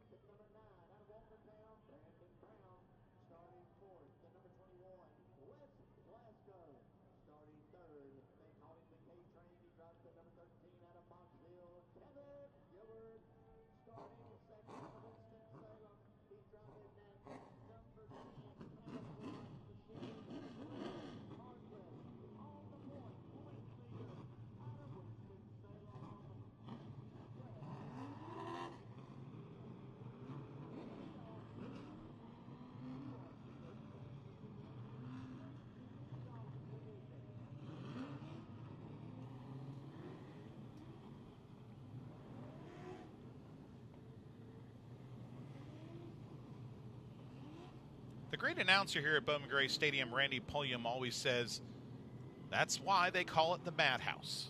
Well, folks, what you've seen tonight is exactly why they call it the Madhouse. I'm Matthew Dillner, joined by Bob Dillner, live here on Flow Racing. And, folks, we still have the nightcap ready for you. And they're on the track, the QRC HVAC and Refrigeration Street Stock Division. Let's give you the starting lineup. The Street Stockers will go for 20 laps tonight, and starting on the pole is your points leader, the number 16 Right Choice Plumbing Machine for Brad Lewis. On the outside, the winner last time out, the Motorsports on Main, number 10 for Craig Hartless. K-Train Kevin Gilbert in the 13. One win this year. Will start third to his outside. Best finish of third this year for West Glasgow, but a true good guy in the pit area. Starting in the 5th position, the number 9, Big Country Brandon Brown to the outside. The Mikasa as Sukasa, the number 30 of Zach Koger. Connor Keaton. Sporty car, very fast. We'll tell you about a story about him soon. He starts 7th in the number 5 to his outside. Emily Lewis in the number 68 car in honor of Robbie Brewer. Starting ninth tonight, trying to rebound after a tough week last week, Christian Joyce in the number 1, and alongside the number 72, the big man, it's Brian Robertson. The 4 of Joey Baker will line up on the inside of row number 6, and a pair of fourth-time starters this year. Owen Pendry in the 44 alongside of him in 12. The Todd's Tires number 37 is next in lucky position 13. That's Matt Prevette. And then starting alongside the Avery Collision Center 35 for Andy Avery. Devin Pendergrass in the number 14 will line up 15th. To his outside, I don't know why, but he's called Mr. America now, TJ Whaley, Captain in that America, 19 baby. car. Oh, yeah, TJ Whaley. He's awesome. There, the number 98 of Jaden Cordell. The Velocita is next. And alongside the Lenderbomb.com number 7 for Kyler Staley. Staley's going to be one to watch in this one. Brian Shoup in the 88 lines up 19th. To his outside, Victor Flores in the 47 from Pilot Mountain, North Carolina. The only reason I mentioned that, I went by that last night. Oh, that's awesome. Well, hey, making his debut in this division, a stadium stock competitor starts 21st. He'll be driving a number 18 machine from Walkertown, North Carolina. A new daddy, too. It's Grayson Lee. To the outside, it's the Mule Skinner Trucking 00. Folks, give it up for the Moose, Donnie Martin. The final row starting 23rd, the number 8 of Josh Keller. And how about the final starter here? They call him the Outlaw. Willie Wall, 76 years young in the number 2 machine. I've been waiting for that, Bob. Waiting for that because he's been practicing in morning practice every week. Much anticipated to see him back and much anticipated in this race for Connor Keaton. He has a long way to go, Bob. He's in second place. He's way behind Brad Lewis, is the number 5 car. And, he's got to get Pac-Man and chomp on that points lead. For Connor Keaton, honestly, it's not about points right now. It's about wins. And Justin Mincy spoke to that team earlier today when Mincy was getting a breakfast biscuit. And that team was already at what place was it? Kermit's. Oh, yeah. Good so biscuits. That team was already, while they were practicing, at Kermit's. And he said, what are you doing here? Why you're not practicing? They told Mincy, this car is so good, nothing short of a victory, is acceptable tonight. They feel that this car is a rocket ship. Finished second last time out, 2 second-place finishes this year. It's one bad-to-the-bone race car, and that's been one that we've had an eye on to go to victory lane all year long. Well, finally, this young race car driver, this rookie competitor, draws a halfway decent pill to start 7th. But the problem is, Bob, the guy he's chasing in points on the pole. The Golden Horseshoe for Brad Lewis draws the pole. Wow. And he's driving a green race car, Brad Lewis. Yeah. In that 16 car. That's supposed to be unlucky. Nah, man, that ain't unlucky. That's a myth. Dad had a green race car. Well, he was very unlucky. Well, yeah. I found out that Uncle Bob once hand-painted peanuts on the car. I just found that out. That he painted like 3 or 4 peanuts on the car. I'm surprised they didn't change the number from 51 to 13. I drove a 13 here in the stadium stock. I would not drive a number 13. And I actually had Bradley McCaskill do the 13 for me and put Lucky in it, so it was Lucky 13. Were you lucky? Absolutely. In that race, I was. I don't like to do that, but I drove well in that car. Oh, did you? In that car, not in a Legends car. I sucked in that thing. I finished, 4th or 5th, Mincy? So nice. I was in the 4th AJ Sanders car. I think it was AJ, Steven, and Archie, AJ's dad. Miss him very much. And, that was a thrill of a lifetime. Always appreciative of the Sanders family for that opportunity. Trying to get this field sorted out. One driver that has not had the year that we thought he was going to have is that orange and silver number 1 car for Christian Joyce, 2-time champion of this division, and it just has not gone Christian Joyce's way this year. Yeah, no, it hasn't, Bob. I mean, to have an average finish of, 6.54, that doesn't sound that bad, but that 19th place finish and an 8th place finish the last 2 races for Christian Joyce has just been not Christian Joyce-esque, okay? He's got 1 win this season, and that was the opener. And since then, it's just been ups and downs as he tries to chase a win mark by his sponsor, David Sumner Septic, on that. But the number 1 car is his kids are here today, working on the car, and hopes to have that thing back in victory lane. There's not just one sponsor on that car. There are numerous sponsors. Who has on more? that race Let's car. have a contest. Who has more sponsors on their car? Is it the number 1 of Christian Joyce, or is it the 5 of Connor Keaton? Folks, I'd like somebody out there is crazy enough to do a count. Let's stick here for 1 second. Okay. How can he see out his back glass, out his rear view mirror? Don't Maybe worry he doesn't about what's need it. behind you. That might be true, but he's got sponsors on his rear glass. I mean, why not, man? I mean, Mincy's sitting here. He's a madman. Mincy's a madman. He's sitting here trying to count the sponsors. Good luck, buddy. Oh, there we go. We Hey, got the double side by box side. going. Yes, the we best love view it. of a double. Gary Silverman will love that double box. That's the best double box I've ever seen on Flow Racing. Listen, I love this production tonight. I'll take this production team any day. And that is it. Mincy is counting the sponsors. But that is definitely, a contest between those two. Now, I will say, sorry, Christian, I love you, okay? But Connor Keaton's a little bit more neat on his sponsors, very color coordinated on that race car. Yeah, definitely color coordinated. The one has that traditional paint scheme that has been beloved here for so many years. Mincy is literally trying to count this. I think, wow. Bob, are you a sponsor on there with the repave? I mean, he might as well. I got stickers with me. Just go stick a sticker on there. He won't know. He won't see it for a few weeks. There is very little space I see on that race S&P car. Lemonade on there, too. Bottoms Tomcat. up, custom tumblers. Yeah. Interesting. I want to see the sponsors now, actually. Magic Pool and Spas. Carter Insulation is a big sponsor, longtime sponsor of the Keaton family. You know what I do? Honestly, when I need something done at the house or whatever, I think, because I come here a lot. So I think either, on all the series I do, okay, who's got a sponsorship? Who can I help out a little bit and get to do some work? It's kind of like a payback situation. And I'm trying to figure out who I can call on here. And there's a guy. I want a pool. Magic Pool and Spas. Yes. It would be cool to have like a pool. Koger Plumbing right alongside. They helped me out in a jam earlier this year when I nearly had devastation at my house. Yeah, that was incredible. That was pretty bad. They were speedy. Yeah, they definitely were. There's some good people here at the Bowman Gray Stadium, and they're one of them. Great to see Koger get his first win here, that family. But, there's so many great families here. Speaking of wins, the driver that starts second tonight, the Camouflage number 10 car, okay, just behind the 16 on your screen is the Camouflage number 10 car of Craig Hartless. And, a few weeks ago I came up to him and I was like, hey, man, it's the anniversary of your first win. And he was like, oh, yeah, okay. I'm like, well, now it's the anniversary. You got to do it. And he went out there and he did it. And then last week he said, hey, I've got a good draw here. I'm going to try to do it again. But he's got to get around Brad Lewis to do it. That's going to be a tall task. Won via DQ, just to set the record straight. That's Absolutely, fine. It's a victory. But he Win's won a win. via DQ a couple of weeks ago. Last week, a rain out here. And Kyler Staley was the driver, disqualified from his win that night. Here we go. Green flag is out for the Street Stalkers. Can they finish a race? They've been spanked a little bit.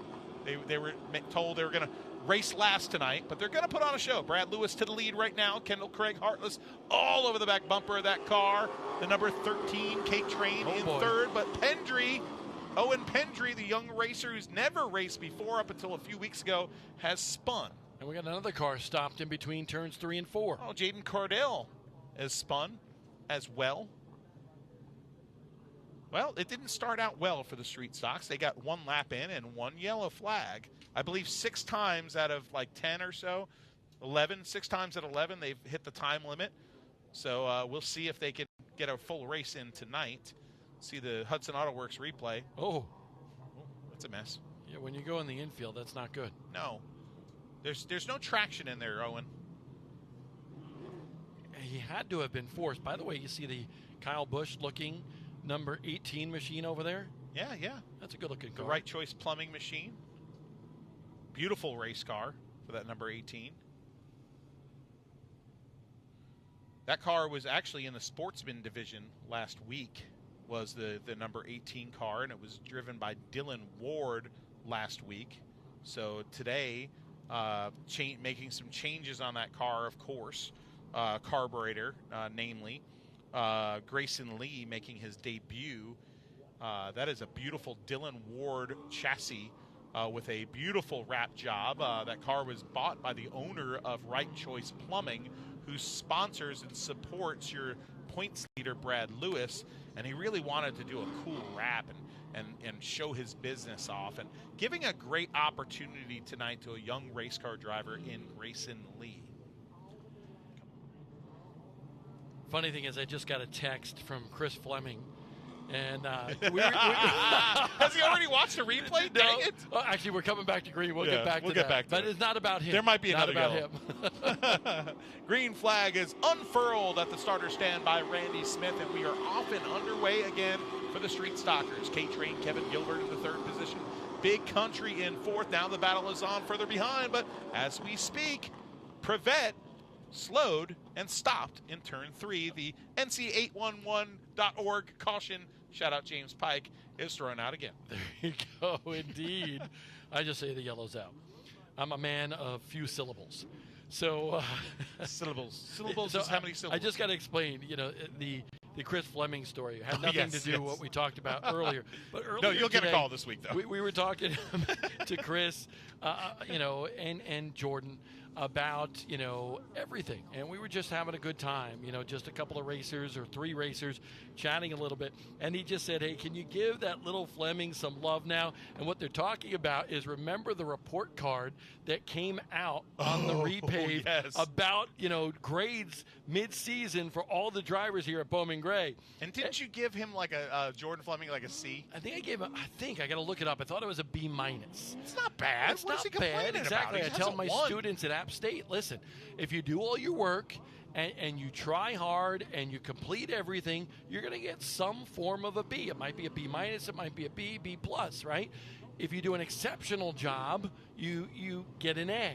Well, right now, and Jordan agreed with me. He goes, you're probably right with my grade. But, it was interesting that conversation, and Chris reminded me, and Jordan had a good run here tonight. Professor Bob, please take us to green. Here we go. Bad Brad Lewis. We'll call him that in the green and black, number 16. Leads the field back to the green flag. Look at Hartless a little sideways in that 10 car, and the K-Train behind that. Connor Keaton, gets a little bit of a nudge by Christian Joyce on that restart. And Emily Lewis stopping in the infield to bring out the caution once again. So to your point, 2 laps, 3 cautions. Yeah, a little bit of a punishment going last here tonight for the Street Stocks, if you will. And, not many, improvements in terms of pace of play. Emily Lewis with the Robbie Brewer tribute scheme all year long. She changed her number from 4 to that 68. Of course, we lost Robbie here last year. A night that a lot of us, of course, will never forget because Robbie was a driver that you'll never forget. Watching him in practice was a thrill. To watch him breaking a set of tires here in morning practice was pretty wild. He just drives sideways around the whole place. And the Lewis family, a very, very close, tight-knit to Robbie Brewer. So obviously both drivers in the Lewis family here tonight always paying tribute to Robbie. That's why the 16 car that is your leader is also turned to that paint scheme with the green. We'll watch what happens here to the top of your screen, and the 72 gets into Emily Lewis, sending her for a spin cycle. Little nudge there from the 72 of Brian Robertson. Now we'll try it again. Oh, no, yellow is out. Nope, yellow They is didn't out. want to go green Not because yet. they knew the yellow would come back out soon, too. So, sorry, Street Stalkers. We're picking on you, but Brad Lewis, your leader. There is Victor Flores, and there's the number 7 of Kyler Staley. No relation to Ryan Flores. No, definitely no, definitely not. No.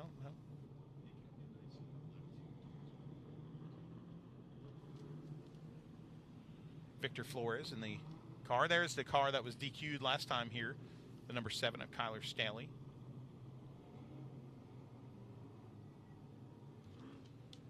Willie Wall, black number 2 towards the rear of the field. Welcome back, Willie Wall. You said 76 years old, Bob. You said 76. Good number, by the way. He is the oldest winner, I believe, in Bowman Gray history, with the exception, of course, the vintage modifieds.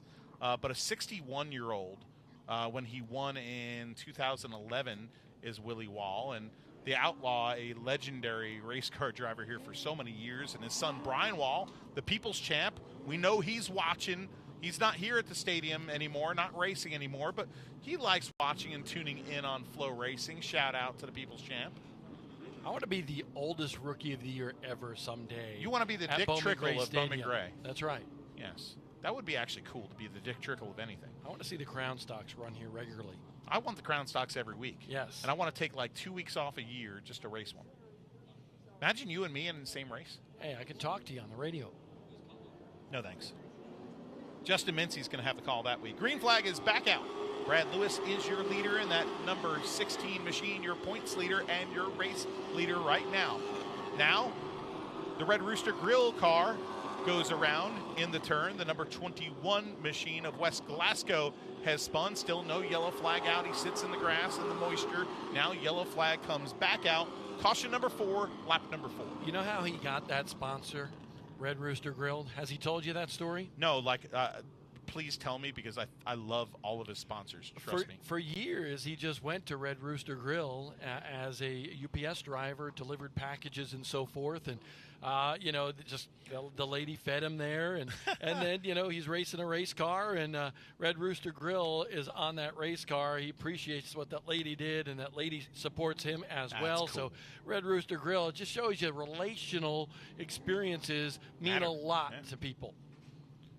I'd love to. I'm going to ask him next week what the story is between with his other sponsor, Yadkin Valley Wild Hares.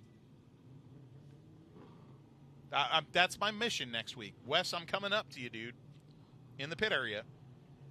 Maybe morning practice or, when the track reopens. Bob got that factoid. I want to know about the Yadkin Valley Wild Hares. You might be able to ask him sooner than later. Or AI. I could go to AI to ask. Oh, boy. But AI, no. Oh, boy. I know. Don't say that. Some things AI are okay. Red Rooster Grill is in the back of a pharmacy, we were told by Justin Mincy. Justin, have you eaten at the Red Rooster Grill? Shout it out. No? He hasn't. Not yet, but he wants to. He loves Kermit's. He got his breakfast biscuit or something. I was actually very jealous when I walked in here today. It's great biscuits, He dude. had food and I didn't. The pork chop biscuit in the morning there is so darn good. And we're not talking Red Rooster Grill. It's probably good too, but we're talking about Kermit's. And listen, if Chick-fil-A can do a chicken biscuit for breakfast, then, this place, Kermit's, can do a breakfast pork chop sandwich, biscuit, whatever you want to call it. Well, we got the the Yadkin Valley Wild Hares. Mincy's our Thomasville Wild Hare. But I'm looking now, and the Yadkin River Wild Hares appears to be like hunting guides. Okay. Hunting guides. Yes. That's interesting. There's some concessions food, but that's not what Bob Dillner wants. He doesn't want a hamburger or a chicken sandwich or nachos. No, I want little donuts. He wants little donuts. He's not going to get them. And the production staff has failed us tonight by not showing us the little donuts area. Yeah, come on, Elgin. What the heck, Elgin? Where's our apple cider? There we go. On cue. Now Facebook's going mad. Fire them up, Facebook. Bring the hate on both Dillners this week, baby. Let's go. Well, here we go. 5 laps into this one. We're having a good time. Even Clay Campbell's in the booth laughing next to us. Green flag is back out here at Bowman Gray, and hopefully we stay green. Connor Keaton going to the inside in a battle for 4th. The K-Train all over Heartless for 2nd. Battles all over the place, but Keaton a good move to pull into 4th. Keaton with the run into the turn, gets a spot. Christian Joyce follows him now for the lead. All sorts of cars going squirtly. And now contact from Heartless, your points leader. The big save from, oh, wow, Bad Brad with the save. And now Heartless goes around. Lewis with the save of the night. Yellow flag is back out. So Heartless trouble there. We're going to have take a quick look at that one as well. You see the number 4 car down there stopped on the racetrack. Another victim of this incident, that is Joey Baker. 5th caution of the night for the Street Stalkers. And we're 7 laps. We're almost averaging 1 caution per lap. Almost. It's like almost. 1 point, what, like 1.3? Ask Justin. He knows this. You can do the math. And then Joey Baker, you see the Joey Baker car, of course, a longtime crew member with the Brad Lewis team right there. You know, I wonder if Brad Lewis is going to like that bad Brad Lewis thing, though. You know, you call him Bad Brad Lewis. You know, there's Bad Brad Smith. And in Bowman Gray circles, when we say Bad Brad, we know it's, you know, Velocita, Bad Brad Smith, you know. So, I don't know. What do you think? Chime in. What other nicknames can we call Brad? Maybe we'll nurture a sponsorship. Who knows? Yeah, from Velocita. That wouldn't be bad. Yeah. I think they wear Velocita suits. There you go. Brad Lewis, though, you know, you talk about a career rejuvenated. Yeah. And it was really rejuvenated by the race car that he's driving, the chassis he's driving, Dylan Ward race cars. He credits to rejuvenating his long career here at Bowman Gray Stadium into a winner, and then hopefully this year for the first time as a champion. The top teners, 3 of them, they're 1, 2, 3, the top teners. All those top 3 drivers have finished all the races this year in the top 10. Christian Joyce on the back bumper of Connor Keaton. You see Joyce's nose piece and hood pushed up a little bit. That's after some contact with the 5 earlier in the day. Believe it or not, we're coming to halfway in the street stocks at the Madhouse. Halfway down the K train, following Brad Lewis. Connor Keaton now moving up to 3rd. A little bit of bumper tag coming off that corner. Yellow flag is out. The Moose is loose, and he's in the grass. Caution flag, number 6. We got a counter. Mule Skinner Trucking. Speaking of great sponsors, Mule Skinner Trucking is one of my favorite sponsors to say. Blade Runner Pawn is cool. Mule Skinner Trucking. Muddy Creek Motorsports. Some great ones out there. Oh, let's see what happens. A little bit of a stack up there, and Shoop, and then an accordion effect, and Cordial. Little bit of contact, but didn't look like anything intentional. That was like a jab there. Everybody kind of bottlenecked, and then just a little punch to the back bumper of the Moose, and he went around. And now Robertson's trying to take off his left front fender, I believe, off on Koger's car with the Parkway Ford Koger plumbing machine. And he did. Look at that. It worked. And Victor Flores just runs it over for some reason. Now, I wonder if Koger was wondering, like, what are you doing? Rubbing my car? Or did they, like, pull alongside of each other and talk about it? I think that was spotter communication. Like, help me out here. Well, let's take a look maybe. I like the Hudson Auto Works replays that we have here. And, Bob, you talked about the stack-up. I just want to say something. Do you like Jimmy Sturr and his orchestra? Because that's polka, polka, polka right there. That's the accordion effect that happens here at the famed quarter mile. Wasn't that from Home Alone? Polka, polka, polka. Yeah. John Candy, baby. John Candy, yes. Indeed. But, you know, of course, anytime you can get a Jimmy Sturr and his orchestra, 17-time Grammy Award-winning polka superstar reference into a Bowman Gray broadcast, it's a great thing. One of the hardest working people here at Bowman Gray Stadium. Absolutely. Watching her with a backpack blower before, absolutely unbelievable. The track crew here at Bowman Gray Stadium is something else. Jimmy Brown and Justin James and Thomas Brown and, Allie Brown. So many people here in the track crew do such a good job, the Citrus Safe track crew. And they've been busy tonight picking up sheet metal, but getting this track dry earlier today was absolutely stunning. 11 laps on the Colby's roofing and gutters restart board. We come back to green for the Street Stalkers. Brad Lewis, your leader, the K train. In second, Jordan Nemeth, a big polka fan, chiming in our headset. I think she's playing polka while watching this race.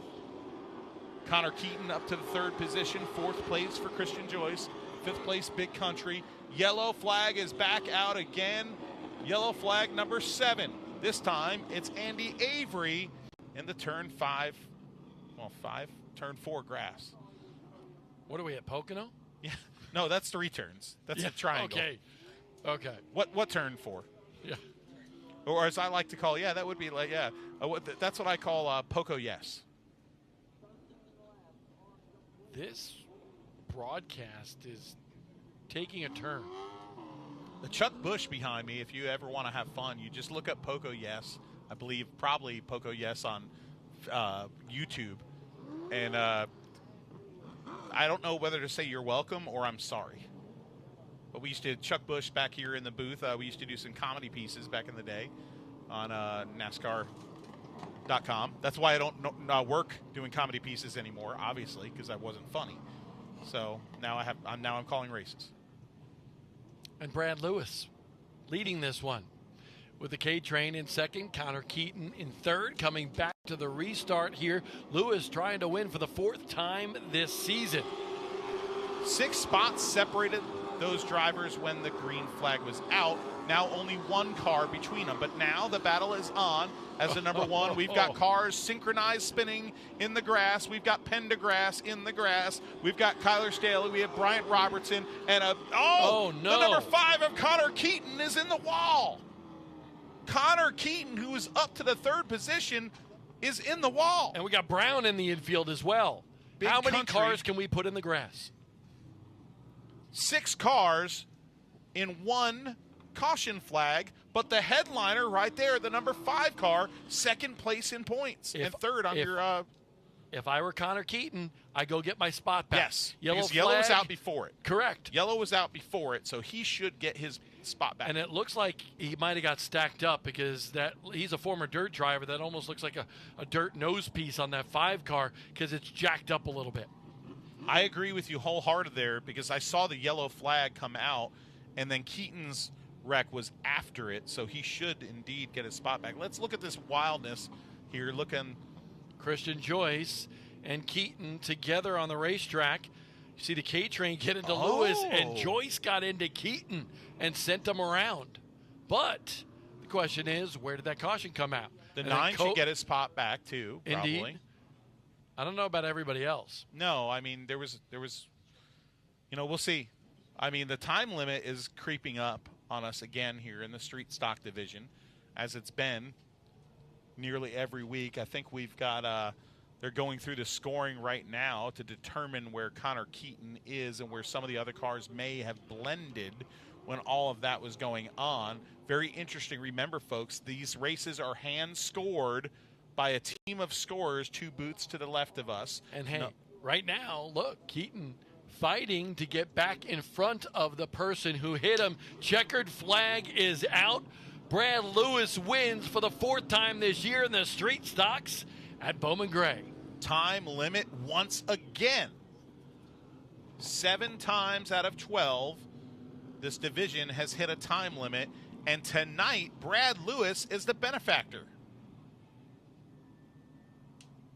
So where do they score Connor Keaton? That's what I wonder right now. We'll see right now. We'll see the what the official scoring comes out. It's going to be, we usually put out the unofficial one. Mincy and I, of course, presented by Repave. Thank you, by the way, for that sponsorship. I gave you a buck. Yeah, it was like $3, I think it was. Yeah. But Brad Lewis right now taking the win, and a big win for him and this family tonight because, we joke around a lot on this broadcast, right? But the heart of Bowman Gray Stadium runs really deep, and the roots of family here run very deep. The roots of friendship run deep, and Robbie Brewer was a dear friend to this family and an absolutely dear friend of this family. And on the anniversary of his passing, for Brad Lewis to get this win, you're going to see a lot of emotion in this victory lane, and this is going to be a special one, I know, for the driver of that number 16 machine as he takes a victory lap around the famed quarter mile here for his 14th career win at Bowman Gray Stadium, and his 4th of the season.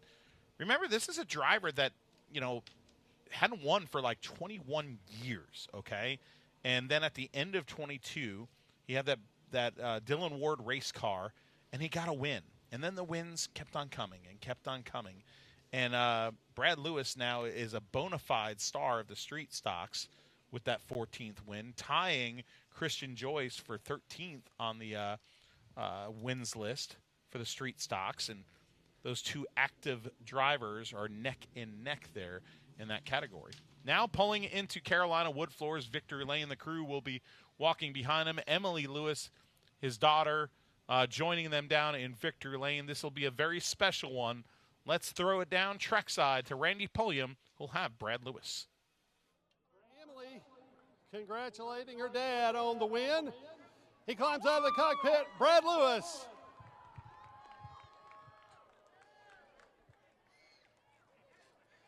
Brad, let's head over here to the Carolina Wood Floors winner's circle. Brad, wow. Restart after restart after restart. Got to ask you, though, it was interesting on about lap 6. You and the 10, I don't know what was going on there. Yeah, we missed the setup just a little bit. Car was a little tight in the center, and I'm not good with a tight car, and restarts aren't my friend over here. So, and I think I got a warning or something, but I didn't hear it till the end. But, you know, I marked this race on my calendar because we lost Robbie Brewer a year ago, and I wanted this one bad. And maybe the nerves played into that a little bit, and the car was just, you know. But, again, I got to thank all my sponsors. Brad Reese with Ceramic Pro, Randy Reese down in Florida with Reese Builders and Reese Windows and Doors, Unlimited Services, Tri-County Real Estate, Diesel Royalties, Black Oak Barber, L&S Planning Coordination, Green Team Lawn Care, TWI, Right Choice Plumbing, Right Properties, Just Chillin' Services. You name them, we got them, buddy. And Dylan Ward, man, he stands behind me and gets me to the front. And all these people. This was for Robbie, man. I don't know what else to say. Well, you know, when you came into the evening with a nice 50-point lead in the standings, going to pad that a little bit more tonight. Connor had some problems. You never say never at the Madhouse. They call it the Madhouse for a reason, but it's got to feel pretty good with 2 weeks left. Well, I'm going to tell you what, I was like 70 points in week 6 last year, and I come to within 2 points, so it's never over. I'm just going to try to stay clean and finish this out for my mom. She wanted this championship more than anybody. And I say I never points race, but we're points racing right now.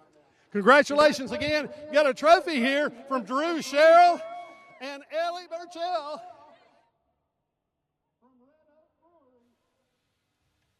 A very special win for Brad Lewis and his family and the family of Robbie Brewer. Beautiful moment in Victory Lane and a crazy night here at Bowman Gray Stadium. And folks, hold on to your hats because there is a lot more to go here at Bowman Gray Stadium as we close out our season in spectacular fashion, especially for the modifieds. No more single file restarts for the rest of the season. We have the 100 tonight, twin 50s next week, and then the double-header weekend that closes it out here. The Kyle Busch Invitational, Bob, and the Night of Champions, which is double points for championship finale night. Yeah, what a way to close the season with double points, a little tradition here at Bowman Gray Stadium, and that's just really wild. I mean, this place produces drama all the time anyway. Just imagine what it's going to do on that final night. It's going to be special, Bob. And I got to ask you, it's very special for me to be in the booth here, and I'm sorry to be sappy, but I love you, and I look up to you, and you've been one of my greatest assets and heroes, and taught me so much in this industry, and calling races with you is an absolute blessing for me.